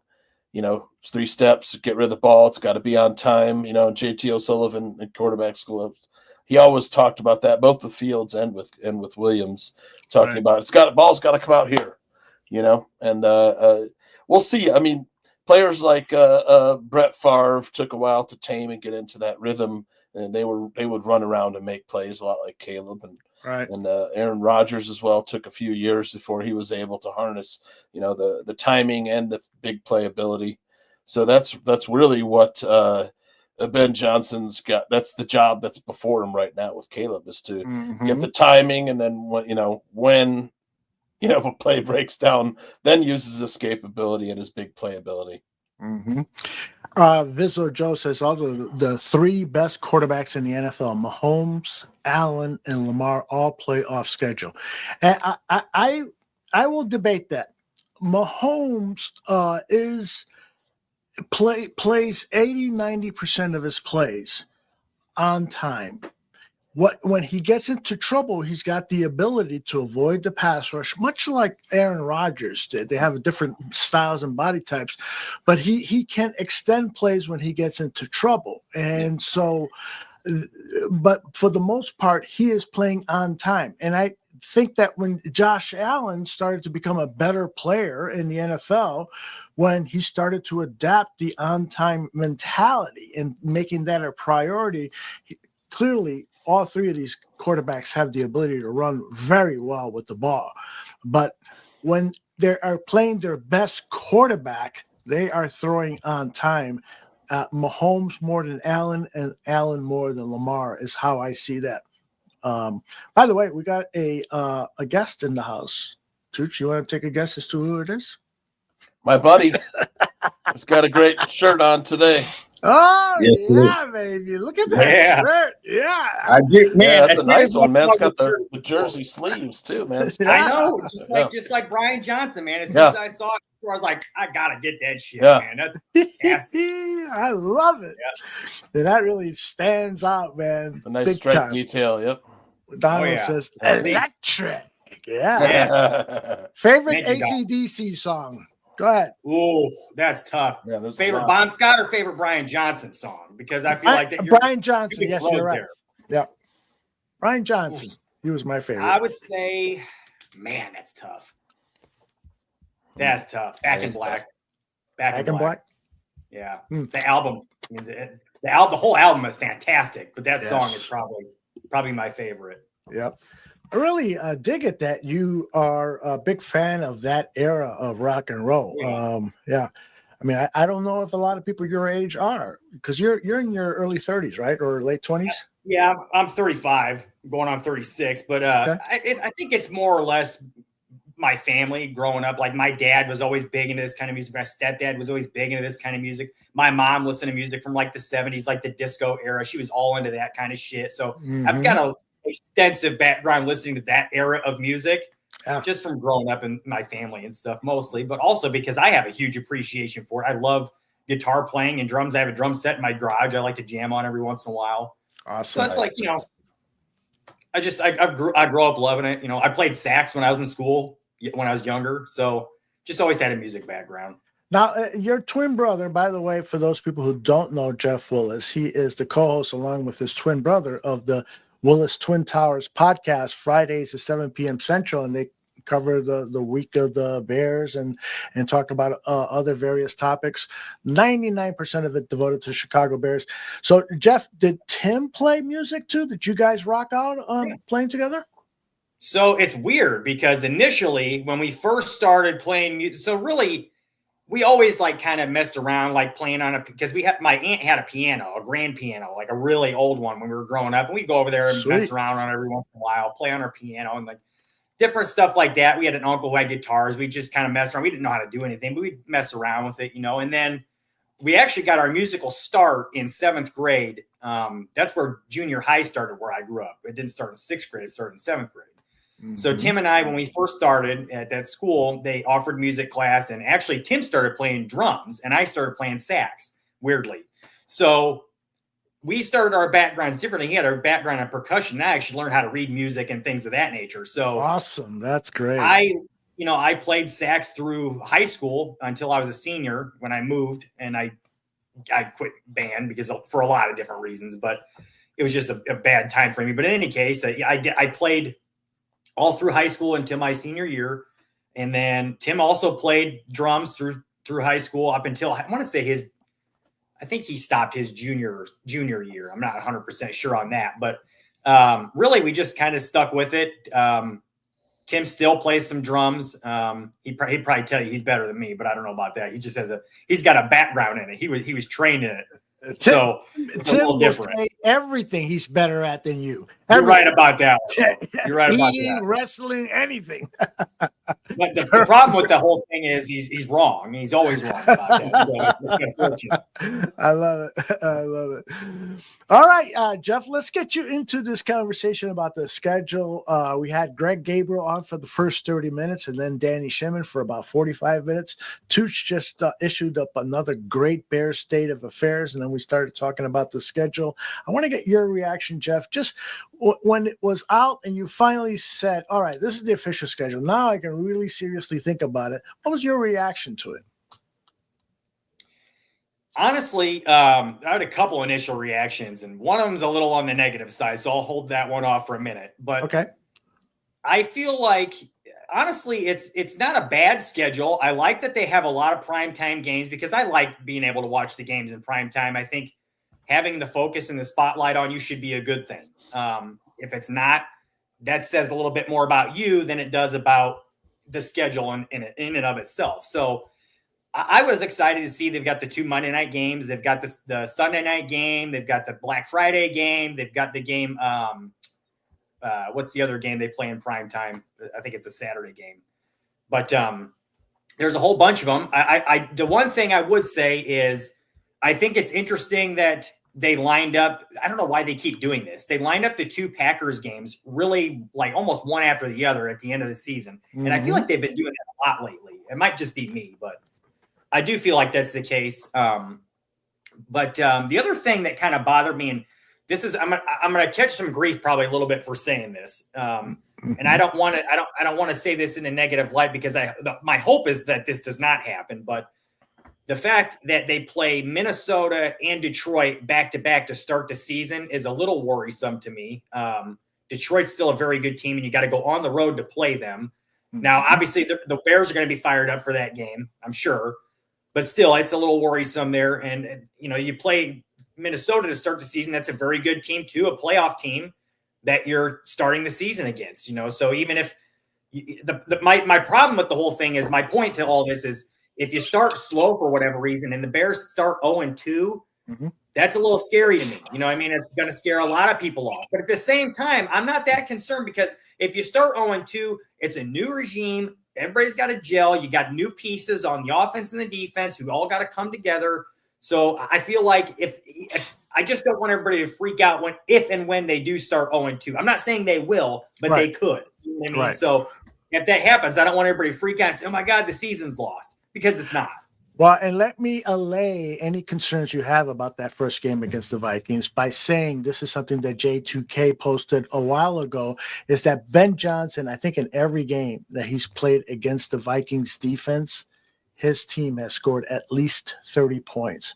So he knows how to get around that blitzing style defense that they have up there. Now, it could be different with Caleb Williams at the helm other than, Jared Goff. Jared Goff is not going to move from the pocket. If you're going to blitz him, he's going to stay in the pocket and get rid of the ball very, very quickly. And that's something that Caleb has to reliably put in his arsenal in order for us to maintain the Ben Johnson streak of scoring 30 plus points against that team. But I understand your concern. Absolutely understand. We could be 0-2. Now, I am of the belief, Jeff, that we have to dominate the NFC North teams. And so I'm at this stage right now, and tomorrow I might wake up differently, but that we're going to run the table with these NFC North teams. I think we're 2 times better than the Packers. We should be able to beat them.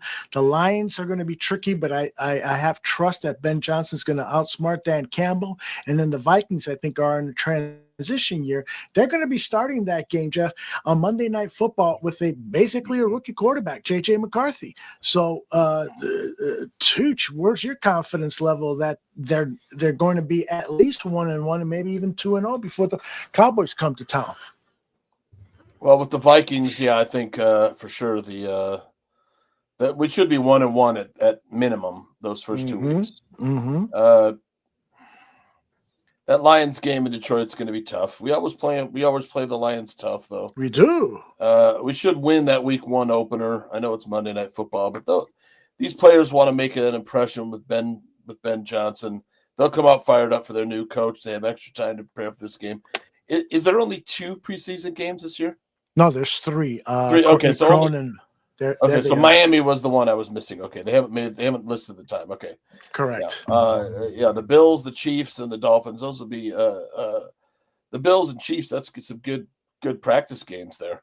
Yeah, absolutely. Yes. Where are you guys on the whole play the veterans, don't play the veterans stuff for these preseason games? Danny was saying, and I agree with him, the veterans should get a lot of work, particularly when you look at the fact that the bye is so early. That will help these guys replenish their bodies after a lot of early season contact. I agree. What do you guys think? I agree. I do too. And before I kind of explain why, there's a bunch of people talking about AC/DC in the chat, and I just want to say I love it. And I almost forgot. I don't know what I was thinking. Back in Black is not my favorite AC/DC song. I do love it, but Hell's Bells is the song that I was thinking of. And I don't know why. There's so many good ones, Back man. in Black. I really don't. But Hell's Bells is, oh my, it's just a phenomenal song. The best walkout music for a team like baseball, football, Thunderstruck. Yes. Walkout. Yep. That's a good, great guitar part in that. Jesus, sure. we could spend 2 hours talking about AC/DC just easily. Yes. It's a great band. But I want to get back to the schedule, Jeff, and kind of continue along where you left off. You were talking about your concern in the first 2 weeks. What about heading into that week 3, that Cowboy game at Soldier Field?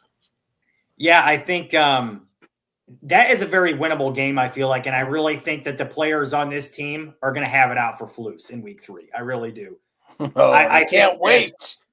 Look, I mean, I tend to agree with you guys. I think week 1 is a very winnable game, and they should win that game. All I was saying was I think they could be 0-2, and I don't want everybody to be frightened off by that. But, yes, they should be 1-1. J.J. McCarthy's first game, I mean, he's a rookie quarterback. Dennis Allen, I feel like defense has come along faster than offenses at the beginning of the year anyways. It's a better matchup, I feel like, for the Bears to start against them in week 1 than maybe later on in the year. But so they will anyways. But the fact they have them at home to start, it's a good spot. So, but going into week 3, though, against the Cowboys, that's a road game or a home game. I'm sorry.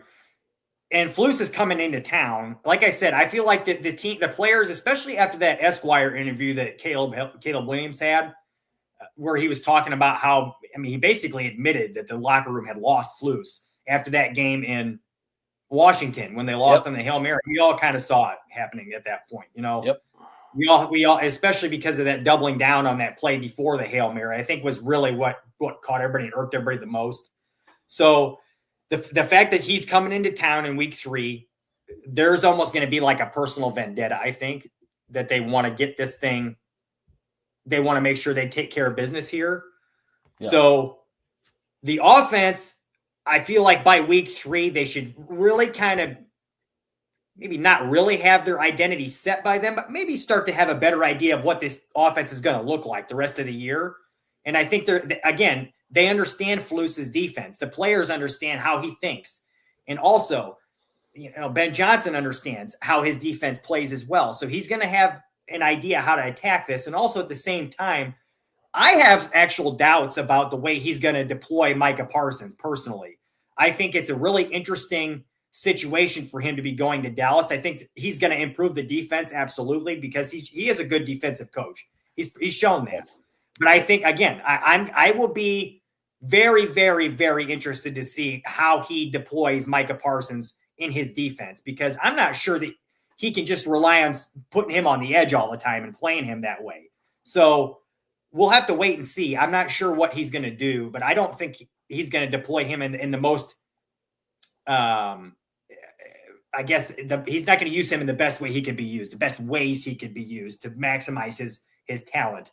So that's just my personal opinion. I have doubts on that. What do you think about that too yourself? I mean, like I said, I think they should win that game so they could very well be 2-1 there. But yeah, what do you think about Flus and the defense? I think they should be going into that by minimum 3-1, Aldo and Jeff. Yeah. There's 4 games on that schedule that the Bears should automatically win. The Saints, the Giants, the Browns, and what's the other one? The Saints, Raiders. We should win those 4 games. They should beat the Raiders pretty handily. That's a game that as a tier you should be better than them. Yep. Just on paper, you're a better team than them, and there's no reason you shouldn't win that game. I mean, you are going on the road, but you're getting ready to go on a bye. You know, you got time to prepare for your next game. I just don't want them looking ahead to Washington is the one problem I would have there, but because they're going to want revenge in that game on Monday night. So that's why it's good that there's a bye in between there. You know? Exactly. Yeah. Instead of looking forward to Commanders, they're looking forward to taking a week off. You're probably right about that. You're probably right about that, Tooch. And that might be the saving grace there. It might, and I think they're going to be prepared for these games anyways with Ben Johnson. I think he's going to have them ready to go, especially early in the season. They're going to make sure they're on top of everything. So where they're making as minimal of mistakes as possible. So I don't think the mental focus is going to be the issue here. That would just be, like I said, that would be the one concern I could have about that game against the Raiders because they should easily win that game as well. So I agree with you. 3-1 is very doable. Very, very doable. That'll be nice. That Washington game, they should be 4-1. I mean, I would be ready and fired up to play Washington. I mean, they've got to be. If they go into that bye at 3-1, they should be feeling pretty good about themselves, heading into week 6 with the Commanders. Because then if you lose that one and you're 3-2, you got the Saints next week to get to 4-2, which is after 6 games, we were 4-2 last year. Then you got the Ravens and Bengals. Like the Ravens will be a tough game. That's a tough slate there. The Bengals will be tough, but it's winnable. Then you got the Giants you should win. And then the Vikings, Steelers are both winnable games. Those are tough games, though, in and of themselves. On the road against the Vikings, the Steelers are always a tough team, no matter who their quarterback is. Yeah. Winning in the NFL in general is tough, but I mean, I like our chances in those 4 games I named. The Raiders, the Saints, the Browns, and the Giants. We should take all 4 of those. Yeah, I tend to agree. I mean, the thing is, there's always going to be a game or two, and there's a lot of cases in a lot of years where it's more than a game or two. It's a handful of games where you should win, you could win, but you don't win. Yep. And it just happens that way for whatever reason. There's always a slip-up game here and there for a lot of different teams, Yeah. So even the best teams lose games they shouldn't lose. So I'm sure there will be one or two here and there somewhere, maybe more than that. I hope not more than that, but Yep. If you go 3-3 in the division at worst, I feel good about that. That's 7 wins. Then if Yeah. you take, maybe you could beat one of the Steelers or 49ers, and you're at like 8 wins. You know? Yeah. Yeah, I think it's look, the top half of the schedule is not too bad, really, looking at it on paper. I mean, it's a pretty reasonable schedule. There's a handful of very difficult games, like I said, Baltimore, Detroit, even Minnesota, Washington's another really tough game. So there's a handful of tough games on that slate, but I agree with you. I could see them winning 5 of those games there. I really So here, could. let me say those 4 games I mentioned against those teams. I'm sorry, go for it. Those 4 games I mentioned that are should be automatic wins, and nothing's automatic, like I said, in the NFL. Nothing's automatic. But those four games, then you go 3-3 in the division at worst. That's 7. Then let's say you beat the Cowboys, you're at 8 wins. So if worst, you're 8-9. Then if you could take a game from like the Steelers, the 49ers, or the Bengals, then you're looking at 9-10 wins. And that's how I think the Bears have to look at it. That it's definitely possible to be above 500. If you get to 10 wins, I think you have a chance of making the playoffs. Oh, absolutely. And I think Cliff earlier in the chat, when I was watching earlier before I jumped on, I think he nailed it when he said 8 wins, something along the lines of 8 wins is very doable. 9 wins or more is great. And I have a tendency to agree with that. I think 8 wins, is pretty much, you really want to get there. That's where you really want to be, and then some. So 8 wins is good. I think that's a very attainable goal. You really want to win more than that. Obviously, like you said, Tooch, 10 wins could very well get into the playoffs. So they get to that point, you're fighting for a wild card spot. Yeah. I think you're on mute again, Aldo. I am. That's 4. That's 4 in one show. That's You a fucking record. put $1 in the mute jar. Put $20 in there. every time. Here's what I want to share with you guys is, as I look at these schedules, there's so many fascinating storylines. And so week 1, you've got the young Ben Johnson against another young coach who has built up some success early in his career. And you've got the rookie quarterback from Michigan. I mean, if the Bears defense comes out and just rocks this kid, we could really put a huge zit on that kid's career, a zit that could be bothering him the rest of his life, because he'll become gun-shy. That's the storyline I'm seeing week 1, Monday Night Football. It's going to be a great game. Then when you go to week 2, the obvious storyline, of course, Ben Johnson going back to Detroit. How the fans are going to treat him. They'll probably throw some shit at him because those stupid Detroit Lions fans. But it's going to be the test of Campbell versus Ben Johnson, and start the debate. Who was the true mastermind of that Lions team? Love that storyline. And then week 3, of course, the Matt Eberflus storyline. This motherfucker, every Chicago Bear fan that's going to be at that game is going to have something nasty to say about Eberflus, because this guy's approval rating is lower than any other president in the United States, any other person, I think. And then the week 4 storyline, guys, is, of course, Johnny Santucci's storyline, Ashton Genty. He was the guy that we thought would either fall to 10, or we seriously had discussions about maybe even trading up 2, 3, 4 spots to land this guy, because so many people like Tooch thought that this guy is a transformative type running back. So is he going to rush for 150 yards against the Bears, or the Bears going to bottle him up? That's just a fascinating storyline. And then just to finish things off on week 6 It's after funny, the bye. though, before you move on, Sure. every team's biggest weakness, there's the Bears. Yeah, running back. Running back. That's our biggest weakness. Yeah, it is. You know? It is. We got some unproven, not unproven, but unproven in terms of whether they can be championship style running backs. Next year, Jeremiah Love, though, Jeff. Yeah, Jeff. that would be great, man. I wouldn't hate that at all. No, So I'm telling you what, though, Notre Dame, I know this is a little off subject, but they are recruiting like a son of a bitch lately. They just got two top 250 running backs in the country in like the last 2 weeks. So they're Outstanding. on a roll, man. Yeah, that's going to be a team that's going to be a lot of fun to watch in the 2025 college football season. But I love the storylines that are coming out of this Bears schedule. That's just the first third of the season, that week 6 match against Jaden. And to have it on the road, yeah, I gotta believe that this Bears team, guys like Jalen Johnson, the leaders of this team, Cole Kmet and so forth, they're going to have a totally different attitude about that game in Washington. They're going to be fired up. They're going to be buttoned down. They're going to, this could be a shellacking. Bears beating Washington like Justin Fields shellacked them. What was that, 3-4 years ago? It could happen again. I wouldn't doubt it. Danny Shimon is very doubtful that Washington Commanders are going to have the same kind of success in 2025 that they had in 2024. What do you guys think about the Commanders team this year? Go ahead, Tooch. Looking back at their draft, they again went to the offensive line with their first pick, Josh Connerly. Mm-hmm. They had some speed at wide receiver, Jalen Lane. Then they took one of my guys, a speedy running back, Corey Krusky Merritt. So I love that guy, Shrine Bowl stud. Yep. It was a guy I thought maybe we could get him in the 7th round, but I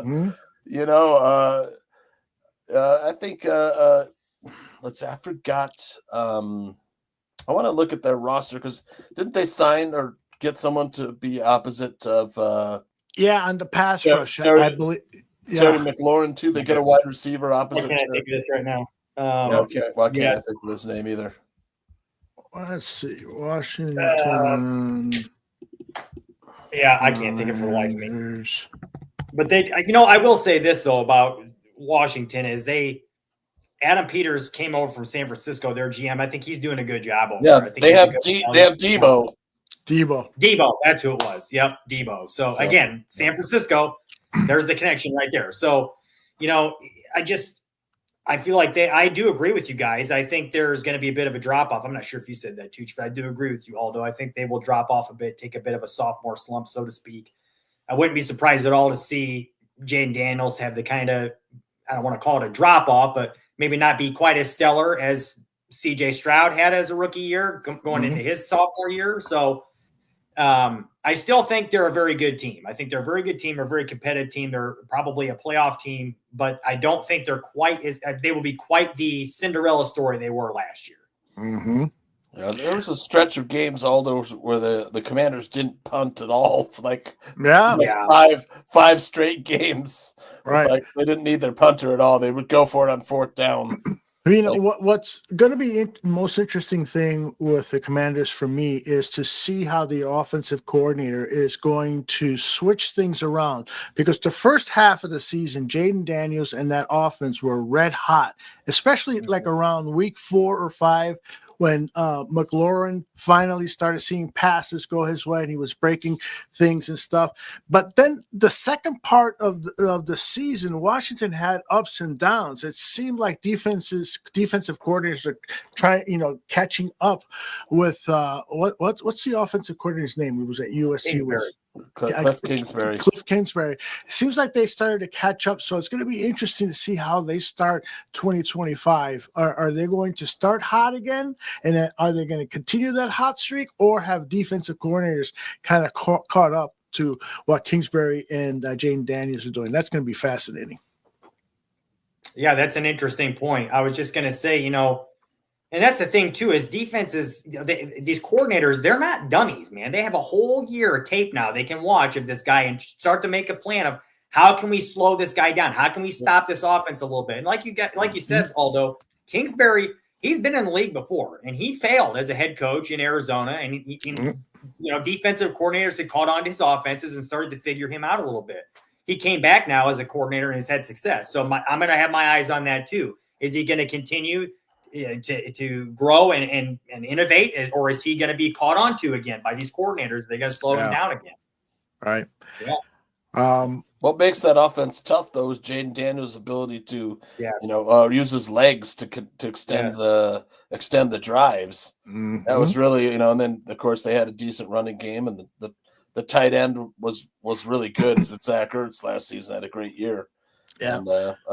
And Terry McLaurin finally had a good quarterback throwing to him. The deep ball, and then now they've got Debo. So we'll see. I mean, it's going to be an interesting. And they added season for Laramie them. Tunsil to their Yep. offensive line at left Yep, tackle, left right? tackle Laramie Yeah. Tunsil. Yep. Still a good That's it. player.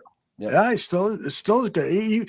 The word on him is that he was starting to push around some of the younger players in that Texans offensive line. He sort of, if you are familiar with Chicago Bulls basketball, Charles Oakley used to, pimp slap Scottie Pippen and stuff, and Jerry Krause was like, yeah, I need to separate these guys. I need to ship Oakley out of town and get a veteran center in here.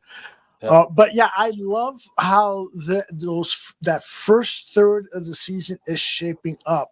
And I know I'm talking as a fan. I know I'm looking at the glass half full. Fuck, it's fucking overflowing. I do think that first third of the season, we can walk away with a 5-0 record, 4-1, and then get that 5th or 6th win against the Saints before then playing those two really, really tough AFC North teams, the Ravens and Bengals. That's going to be a problem on the road. So, but I don't feel too bad about the schedule. By the way, Jeff and Tooch, did you guys see the segment where I put up the Vikings schedule? This is what their team released. Now, Oh God. What the hell? that is This shit- the most hideous graphic I've ever seen. Yes. I don't know if they were trying to make it look like a Viking map or what, but that shit is fucking awful. Pardon my French. Yep. That's what, yeah, No, I love it it. is. J2K says that they were doing like maybe a tattoo theme, but I don't know now. I can't tell if it was tattoo or Did you notice in the Cleveland game, they have a purple crayon breaking a brown crayon? How unbelievably unoriginal and stupid is that? I think it's if it's a third grader, I'm saying A+. Yes. If it's an adult, The Ravens last year around the time we played the Ravens, maybe it was earlier in the season. The Ravens lost at home to the Raiders, and I forget that name of that quarterback. He's like a backup.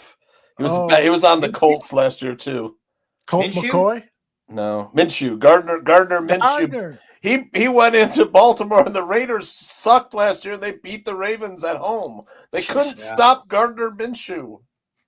Unbelievable. Yeah. You know what? I've always thought Gardner Minshew would be a great backup quarterback. Yeah. Not now, because now we got Tyson Bagent, and I think he's going to be a more than adequate backup. But Gardner Minshew could be a valuable piece to any team trying to win a Super Bowl, because he can win you 2 or 3 games out of 4 if he's pinch hitting there. Yeah. Speaking of the Raiders, Aldo, did you happen to see this? Oh my gosh, I've been dying to talk to you about this. Jeff, do you know what this is? I have no idea what that is. All right, tell him, Tooch. So the guy on the right is Nicolas Cage playing John Madden. Okay. And the guy on the left is Al Davis, played by Christian Bale. You don't even recognize him. The Batman guy. The guy who the played Batman Batman. Look guy. at that. Nicolas Cage, you cannot recognize like that, looking like John Madden. And I my question is, why did they choose Nicolas Cage from John Madden character? I had the same Maybe he thought, does a Jeff. good impression. I don't know. Yeah, you know, He's a great actor, but why John Madden though? That I doesn't thought make somebody sense. like John Favreau would be a much better guy than Nicolas Cage, but Cage is a great actor. He might pull it off. Yeah. Nick, to I be think honest, he'll play though, the part well. I just don't think it makes sense, really. I exactly. That's a good way of looking at it. to be honest, though, there's not a movie role that Nicolas Cage will turn down these days. No, the It guy seems like owes it, so yeah. much money in You know? taxes. Yeah. Right? Whatever you want him to play, he'll play it. Yeah, and the thing about Christian Bale is, I think he's one of the world's finest actors. That guy totally Yeah, he's transforms himself from role Yep. to role. He is really fucking good. And I would never have recognized that was him. Hey, look at who's here! Look at who is here! Man. Holy Who shit! you got? We got a gentleman by the name of Vinny Parisi. There you go. My other radio son. What's up, son? What's going on, boys? I have to be a little on the quieter side. Everyone's sleeping. I'm used to being loud as shit, annoying as fuck. Not today. So good to see you. Vinny Parisi is the co-host of Bar Down Talking Hockey here on the Barroom Network every Thursday around noon. Usually you're starting now, right? Yep. And I saw the Oilers were in an intermission, so I figured I'd run over here real quick Nice. and spew my typical all right. Bears negativity all over the place.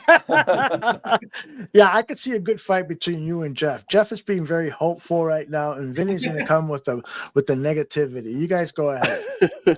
So when I talk about other sports on twitter.com, everyone says I wear rose-colored glasses. And then when I get to Bears season, everyone thinks I'm like just a negative Nelly all the time. I'm like, well, they go 5-12 every year. I'm like, what do you mean I'm being negative? They've had 3 offensive coordinators in the last 18 months. What do you mean I'm being negative? It's not my fault. Yeah. Tell him he's being a pessimist, Jeff. Please make me feel better. I hate my life. Well, man, dude, I tend to agree with them for the most part. If the shoe fits, man, history tells us this is what they do, So, Mhm. I understand why you would have negativity. We all have negativity at points in time.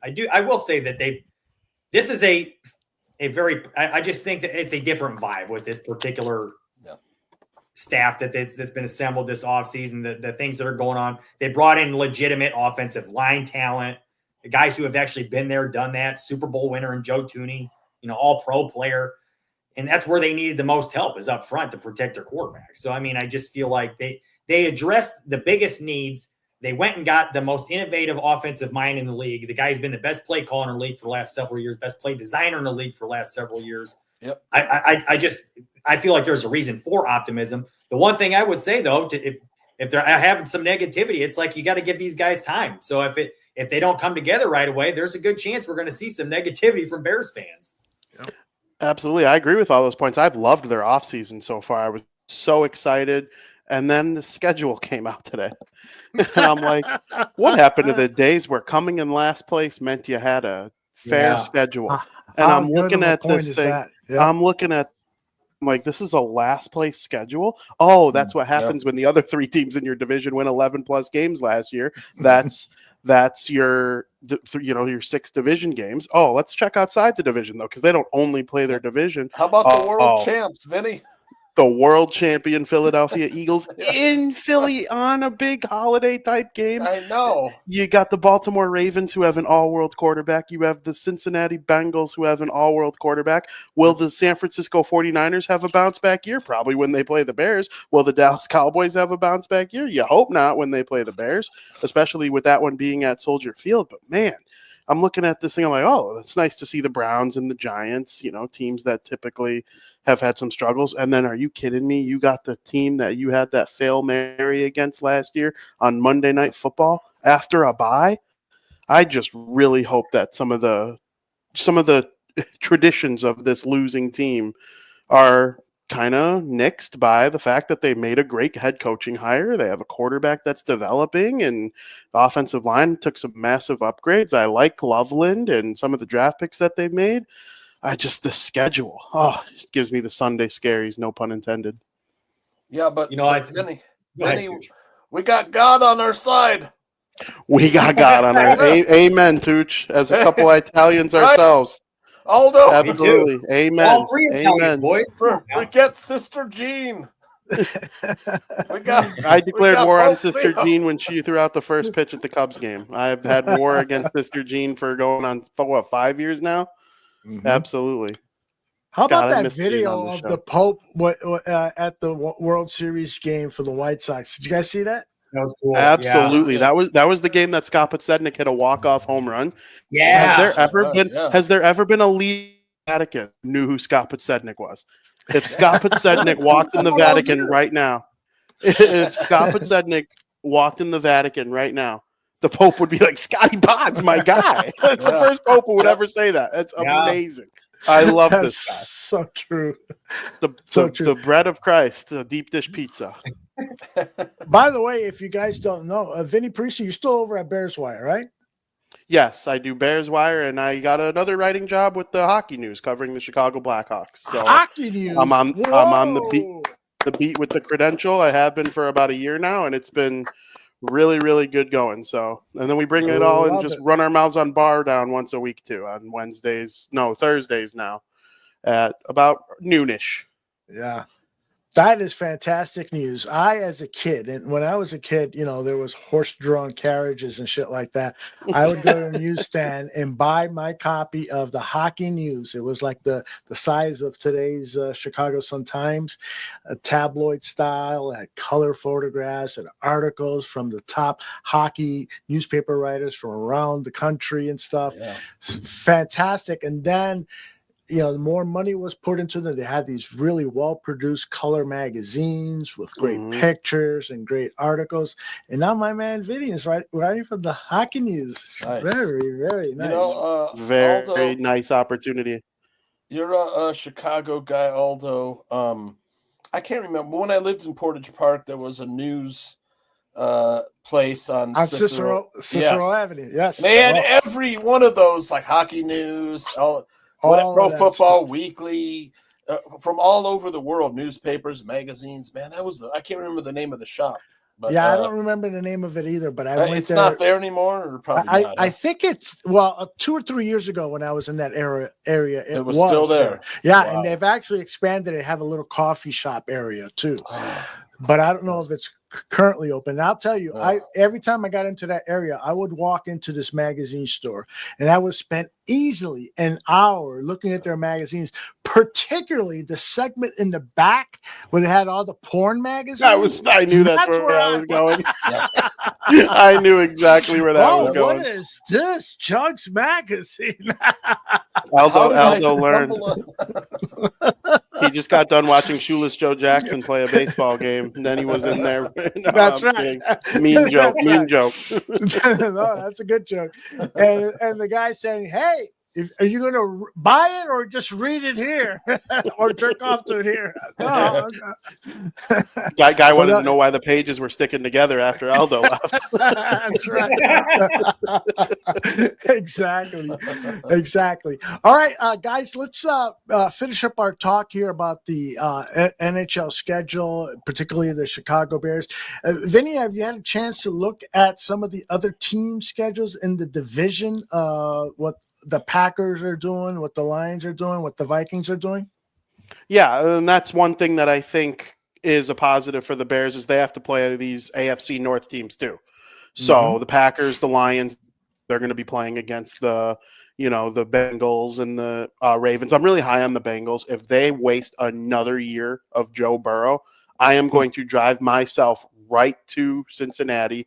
I'll probably stop and get some Skyline chili on the way, and tell them that they need to trade Joe Burrow because I'm sick of watching them waste this guy's talent. Now he needs to stay healthy. I don't foresee them starting 0-4 again like they always do and then try to come back late in the season because they have 2 gimmies right out of the gate. But as far as the division, yeah, it'll be nice to see some of these teams go against more stiff competition similar to the Bears, like I said, also playing the AFC North. Their strength of schedule is a little bit weaker than the Bears, but that's because you just add the Bears to their schedule instead of, the Lions can't play themselves, right? Like you take them off your schedule and put the Bears, that will lower your strength of schedule from the previous season. But as far as that, I more look at the rosters of each team at this point. Are the Vikings going to regret letting Sam Darnold go? Even though he's not this all-world quarterback, I still think he had a respectable season last year. Is J.J. McCarthy going to come in as a rookie? Jordan Love seemed to have taken a step back a little bit last year, but I don't necessarily foresee that as his, downfall necessarily. I'm not trying to compliment any Green Bay Packers here on the formerly known Bears Barroom. It'll always be the Bears Barroom in my heart. But the NFC North, I remember the NFC North Barroom, to be honest with you. Wow, but you go back that far, huh? Oh, I've been following on Twitter. You probably had less than 1,000 followers when I first clicked that follow button a long time ago.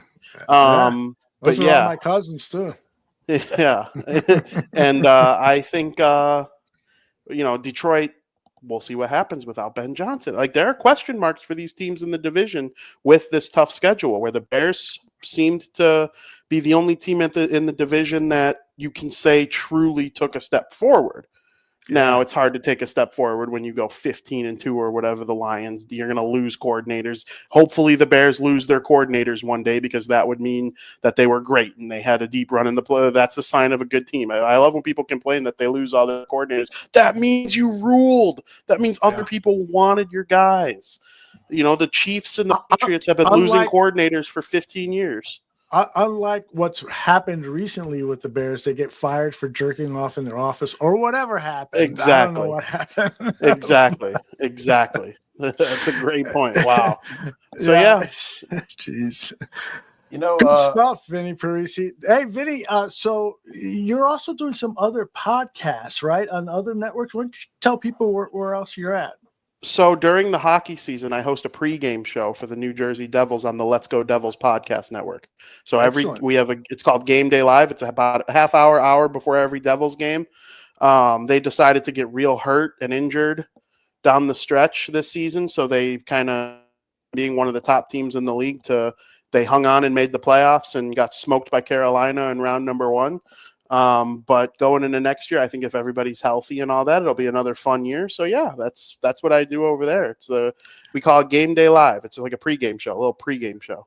Excellent. I can't tell you how many times Mike North has told me, I can't believe that Vinny is a New Jersey Devils fan. What the hell is wrong with him? I remember one time I had him on, and he told me I was one of like the 5 New Jersey Devils fans who exist on planet Earth. I'm like, Mike, you make a great point until they're in the final, and then they have the loudest building in the league.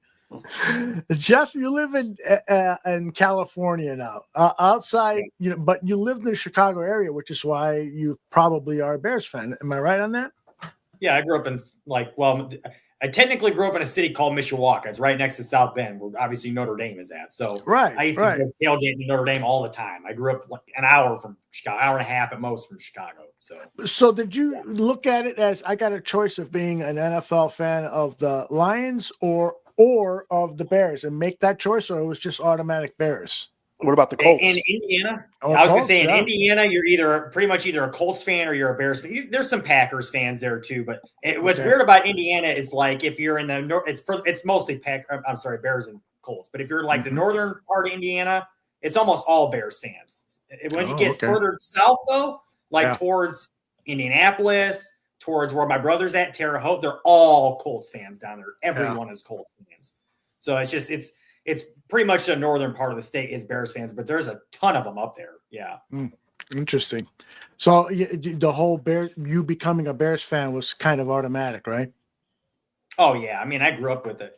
Honestly, I liked the Chiefs a lot when I was a kid, though, because I was always a Bears fan, but growing up, they weren't very good when I was really little. So I grew up watching like Priest Holmes winning, 2 MVPs, being a stud running back. Fantasy stud too, yeah. Yeah, he was. They had really good teams back then too. Their offenses were just powerhouses. Dick Vermeil was the head coach at the time. They were really good, and I was a fan of watching them. Eric Thomas was a stud edge rusher.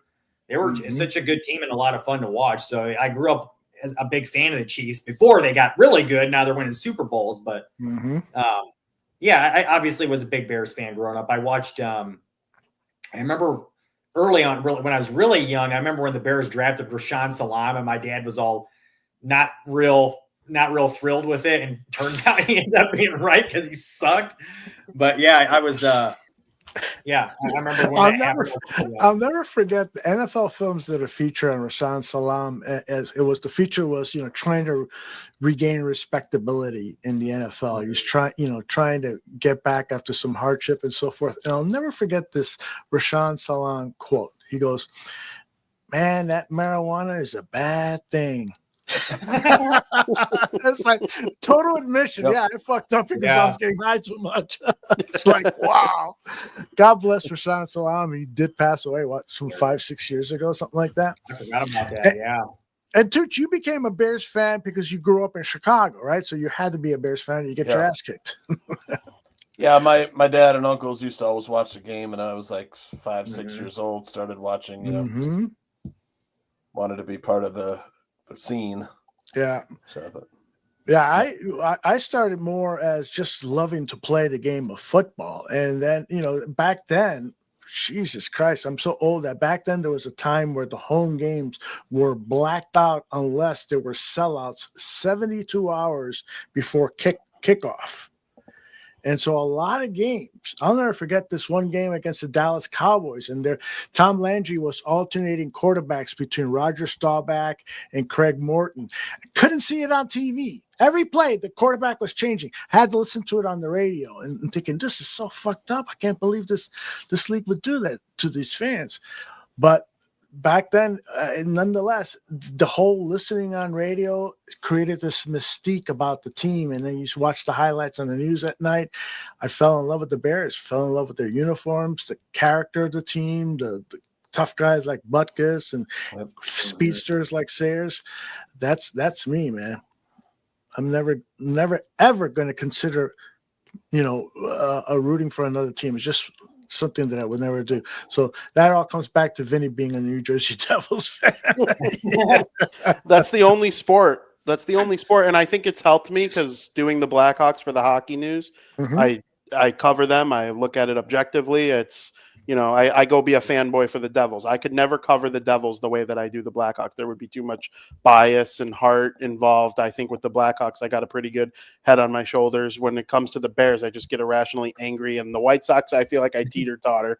But yeah, Aldo, I was kind of the same. I started with the Bears. Playing football was, I think, big to me. And then you want to watch it on TV, you're picking the local team. I had an out. I became obsessed with Tom Brady when I was a little kid. So once the Bears were done after week 16 back in the day, kids might remember the season ending after week 16 or week 17, 16 games. Then I would just start rooting for the Patriots in the playoffs. And then he went to Tampa. And I was like, I can't wait to root for Tampa and make everyone around me so angry. And that's exactly what happened. I did. But I never lost my love for the beloved in the process. So I wanted, when Tom Brady said the Bears were second on his list behind Tampa, that ate away at me inside that it didn't happen. That would have just been so awesome. It would have been so awesome. But it really would have. Football, you could tell stories. And that's what I like about it like a lot. And I was going to say, it would have been so unlike the Bears to make a big move like that. And that's partly true. They would never for a quarterback, but they have for like Montez. No, Montez Sweat is not Khalil a Mack. big name, but Khalil Mack, right? Julius Peppers. They have made dramatic moves like that. But if they would have done it for Brady, I would have definitely applauded that whole thing. Let's win one for Virginia before she passes. That was a Bears state of affairs not too long ago. It sure Remember was. at the time there was we could have had Tom Brady. I wonder if Brady, he had to have thought in his mind though, like if I go to Chicago and I win a Super Bowl with the Bears, I'm already a legend. But now I'm like everybody. I'm like Michael Jordan now at that point. Right. You know what I mean? Yes. Good Yeah. Globe, who I am.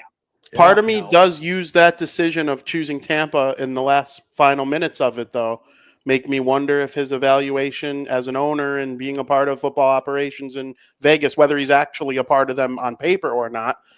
Well, he clearly evaluated that situation correctly because Tampa Bay had everything they need.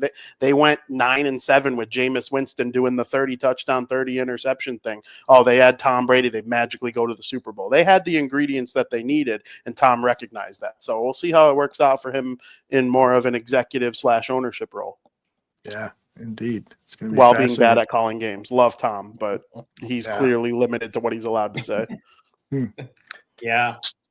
Tooch, by the way, I booked Jeff Agris, the Chicago Sun-Times sports media reporter. So he's going to join us early June so we could talk about NFL football coverage and all those things TV related. That's a big part of what we like to do here on the show is just talk about television coverage because it's such an important part of pro football. I mean, I've always loved to watch hockey, basketball, and football and baseball through the eyes of the television networks. They were the ones setting the narrative. Those years where the Chicago Bulls won 6 NBA championships, those openings on NBC with Bob Costas saying, the Bulls are one win away from winning their blah, blah, blah. Set the narrative with the great John Tesh music playing behind it. And now it's coming back. NBA is coming back to NBC with the same music. So, and Michael Jordan has been hired as one of the analysts, so that's going to be tons of fun. But I just wanted to say that football and all major sports has always been filtered to me through what the major television networks have done. That's probably going to change more for people from Vinny and Jeff's generation, where they're going to be getting their information from so many different sources. You know, there's so much more material available than it was for Tooch and I when we were going to that newsstand on Cicero Avenue. And then went straight to the back instead of reading the sports stuff anyway. City News? Was it called City News? That's it. City News. City yeah. News. Were you wondering why there was a hole in the wall, Aldo? Was that a question you were wondering, or were you just peeking the whole way? What is going on with this hole in the wall? Why is there somebody's fingers going like this? Oh, Aldo took one good look at it and goes, "Nope, not big enough." oh God. That's good stuff. City News on Cicero Avenue, right by Six Corners there. That's Six Corners, yeah. Yeah. Guys, you guys want to talk a little pop culture before we wrap this one up? I always like to find out from Vinny what he's been watching lately, him and his beautiful fiance. Well, lately I've been a little dry. I know there was a cool Superman trailer that came out today that I still have to watch. Apparently they're going to kind of start that whole thing over again with the DC side of comic books. So we'll see if that ends up being cool like the Marvel ones were. Basically, since the beginning of April, it's been hockey. So I'll get back into my pop culture swing probably a little bit more once Gary McBettman hands it over to Connor McDitt. No, I'm kidding. I can only hope. So yeah, once hockey's over, we'll get fully back into the pop culture and I'll come back on and nerd out. Vin, do you watch all the playoff games live? Yeah. Wow. We come prepared on Bar Down Talking Hockey, and my articles are not written without fact. I try really hard. I try really hard to make sure that, you know, I'm on top of things. I'm not just some bum throwing together stuff. We like to we bring the smoke if there's going to be a fire. That made no sense. I didn't say I was smart. I said I watched the game. It had a poetic feel to it, so I'm buying it. All right. What about you, Mr. Jeff Willis? Have you had any chance since the last time we talked? Just last week, I think it was. Have you seen anything that you want to recommend or tell people don't watch this because it's awful?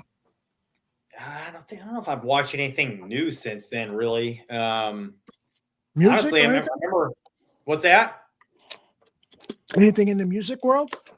Oh, you know what? Not anything. I go through phases with music where I just listen to like certain things for a while. Like I'll listen to the same shit over and over again for a while, and then I'll listen to a playlist with some other shit over and over again. And again, it's like phases, but it's always like the same kind of stuff though for the most part. Mostly music from like the 70s and 80s and shit like that, like AC/DC, right. Like I've got the shirt on here, things like that. But I don't know. As far as shows, like I see Donald's over here talking about Andor season 2. I need to watch Andor, Donald. I still am kind of going through Star Wars. I've been watching them through. I don't know if I told you guys that last time, but I still haven't gotten through all of them yet because they're so long, and I only watch like an hour a night. So in any case, I love those movies, so I have been going through them again. But I do need to watch Andor, Donald. I have to look at that myself. But as far as like new stuff, I haven't seen anything new yet. Tooch, I want to know if you started anything new from Yellowstone yet, though. Any of the not yet. 1920s?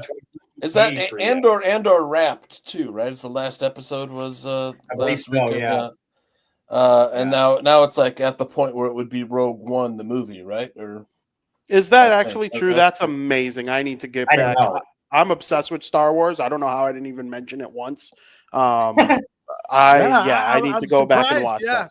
Well, I was going to crack a joke, although I actually saw this brand new movie. It's called The Empire Strikes Back. Never seen it. I just watched it the other day. Me too, actually. That's funny. I watched it on May the 4th be with you. Had to. You saw Rogue One, though, Vinny, right? You saw Rogue One. If you look at it just from a pure storytelling the best one. And movie making, if you ignore anything you like about Star Wars and just from the eyes of like a movie storytelling critic eyes, Rogue One is the best Star Wars movie yet. Yep. Yeah, it's really good as a standalone. Yep.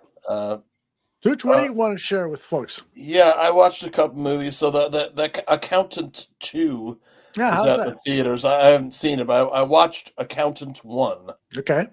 I thought it was pretty good. Ben Affleck is like an autistic accountant, and then the chick from Pitch Perfect plays as like, I don't know, love interest, I guess. Anna Kendrick. Oh, I love her. She's great. she's Oh yeah, little she's good cutie, looking. yeah. Yeah. Oh, And it was decent, man. John Bernthal's in it too, and John Lithgow. Pretty good cast. J.K. Simmons.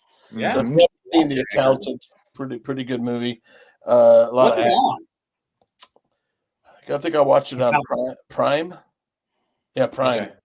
Because now Bezos has fucking commercials. It's like, I remember getting annoyed. I'm like, God damn it, I gotta go. I can go take a piss. But Yeah. and then have you any of you guys seen Pitch Perfect? A long yes, time ago. I saw the first one. Yeah, that was a great movie. Yeah, very good. Excellent. But My sister the other was a kid. the other She was movie I cute. saw was called Locked. And probably nobody's heard of it, but it's got Sir Anthony Hopkins and the guy who plays It from the Stephen King, whatever clown, the evil clown. Tim Curry. No, it's Bill Skarsgård, Oh yeah. and he plays a guy that breaks into Anthony Hopkins' SUV, and Anthony Hopkins was so sick of people breaking into his car that he sets this trap where he can't escape. And he's stuck in there. He's tormenting him while he's trapped in the car. That's it's all right. It's not bad, but that's the storyline. I was wondering what Anthony Hopkins was up to. Yeah. So this is a recent movie, huh? Yeah, 2025. Yep. Jeez. Okay. I thought. How old is he now? He's got to be getting like super old by now. Mid 80s. 80s. Yeah, mid 80s. I would guess. Yep. God bless him. I saw something that I want to warn people not to watch because it was derivative. It was not very interesting. It's called Extraterritorial, and it's on Netflix. It's actually a Scandinavian film that's been dubbed over into English. And the dubbing isn't too bad, but the basic storyline premise is this former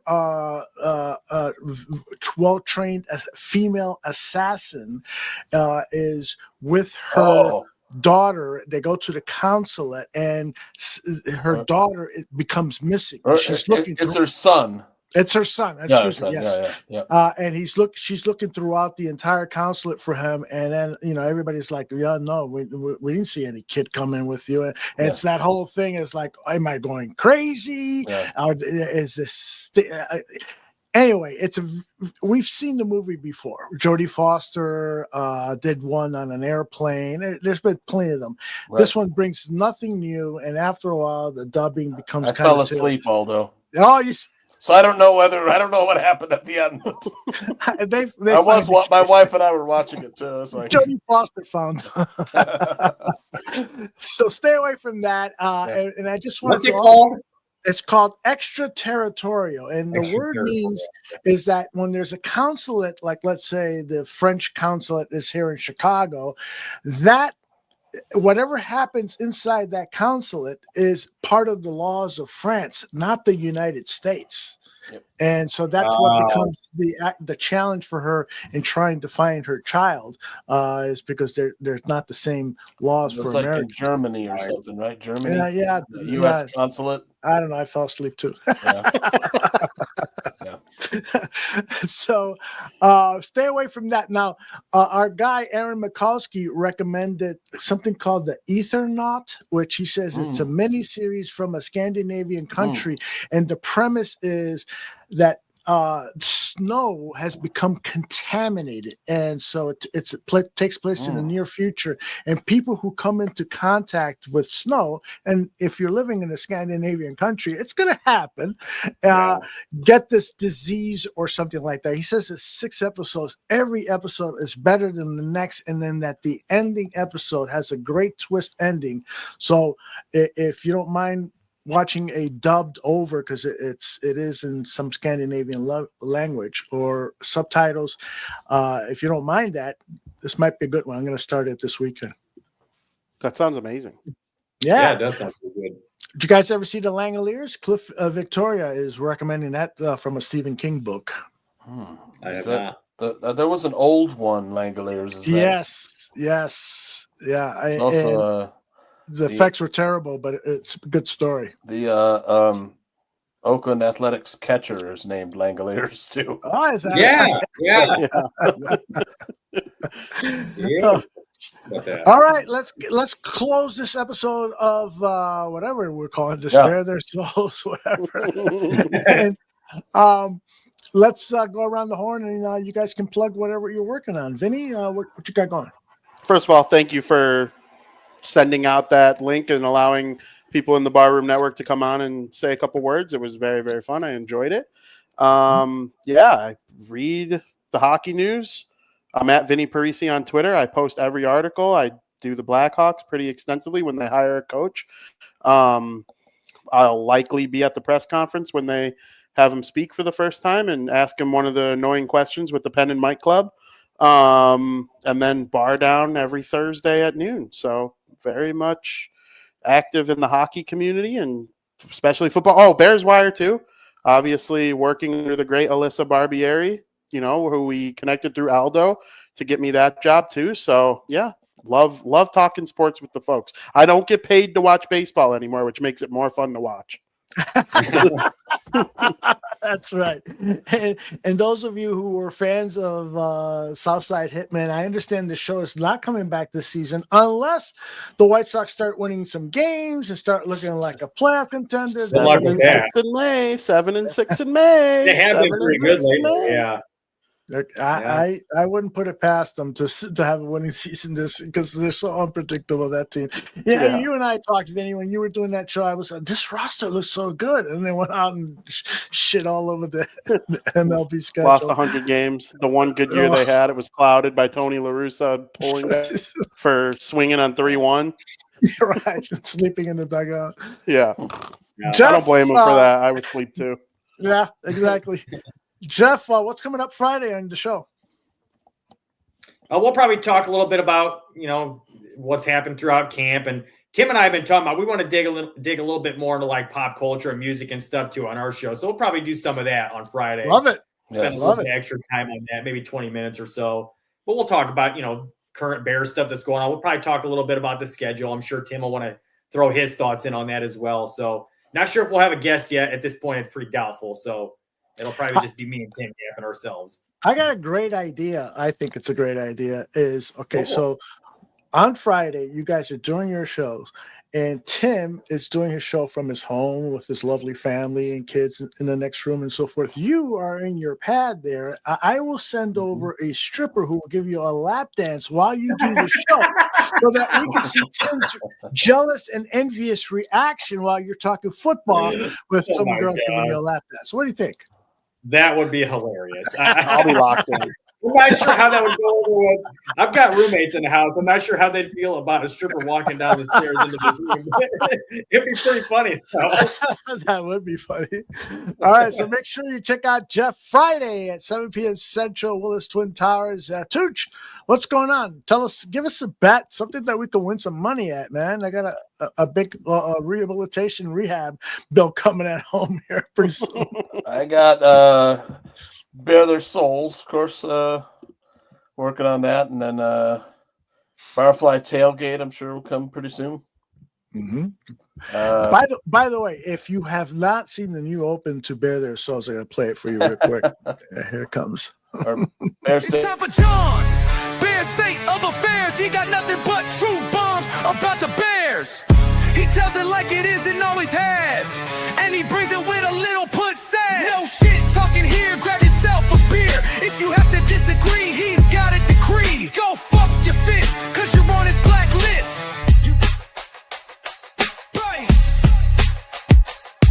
Go fuck your fist. You gonna hear the bare truth right now. So I'm working on this, and my wife and my nieces who's with us for a couple of days, they asked me, because I had the headphones on. Why are you laughing so much? So I told them, "Fuck your fist," and they were like, "What?" My wife was like, "What?" And yeah, so I'm working on the song, and the AI thing generated this line called "Fuck your fist," and I think it could take off T-shirts and stuff. And so they start cracking up and so forth. So the first week I played the song, nobody mentions "Fuck your fist," and I'm like, I'm so disappointed. I don't think we'll sell a single T-shirt now. Send it to Obvious Shirts. There you They'll make you go. one. They'll make you one. Go fuck your fists. Yeah, I think it could become a line, like Wild and Aldo Crazy. actually heard that line. It's not from AI. He actually heard that line in the back of the magazine store back in I was the going to say it's probably the title of a porno somewhere. it was the H2 of one of the articles because he read it for articles, of course. There you go. There you go. Now we're talking. Now we're Oh talking. boy, that's why we get the R rating of it. Indeed. Yeah, no, last weekend, my wife and some of the other families took the girls fishing. They Oh, they nice. caught their first fish. Nice. Yeah. Jeez, your kids are beautiful. Thank you, the girls. I Just gotta like go. you. I gotta go back. Not this weekend, but the following weekend. We're laying my mom to rest, Mm-hmm. so I'll be in town, my hometown, Naperville, Illinois, and get that. That's been hanging over me all a little bit, I bet. been like, Is that next week that's going to happen? a week from Friday? Yeah, the Okay. service. Yeah, Naperville. I'll try to Sorry run to up hear there. that. Yeah, all right. I will send you the details. Please. And then I got I'm hoping to get Barfly Tailgate, maybe a little draft recap schedule show with the guys. Yeah. So We miss you guys. Sundays be returning hopefully, and then working on Bears State of Affairs too as well. And fantastic job you do every single week on that show. Thank you. All right, guys. I want to thank Jeff and Vinny and Tooch and Greg Gabriel and Danny Shimon, all guests, co-hosts today. And this was a fun show. Thank you, Cliff Victoria, for the comments about how well we covered this Bear schedule release here. And of course, I couldn't do it without these great guys on the screen and those who were on before them.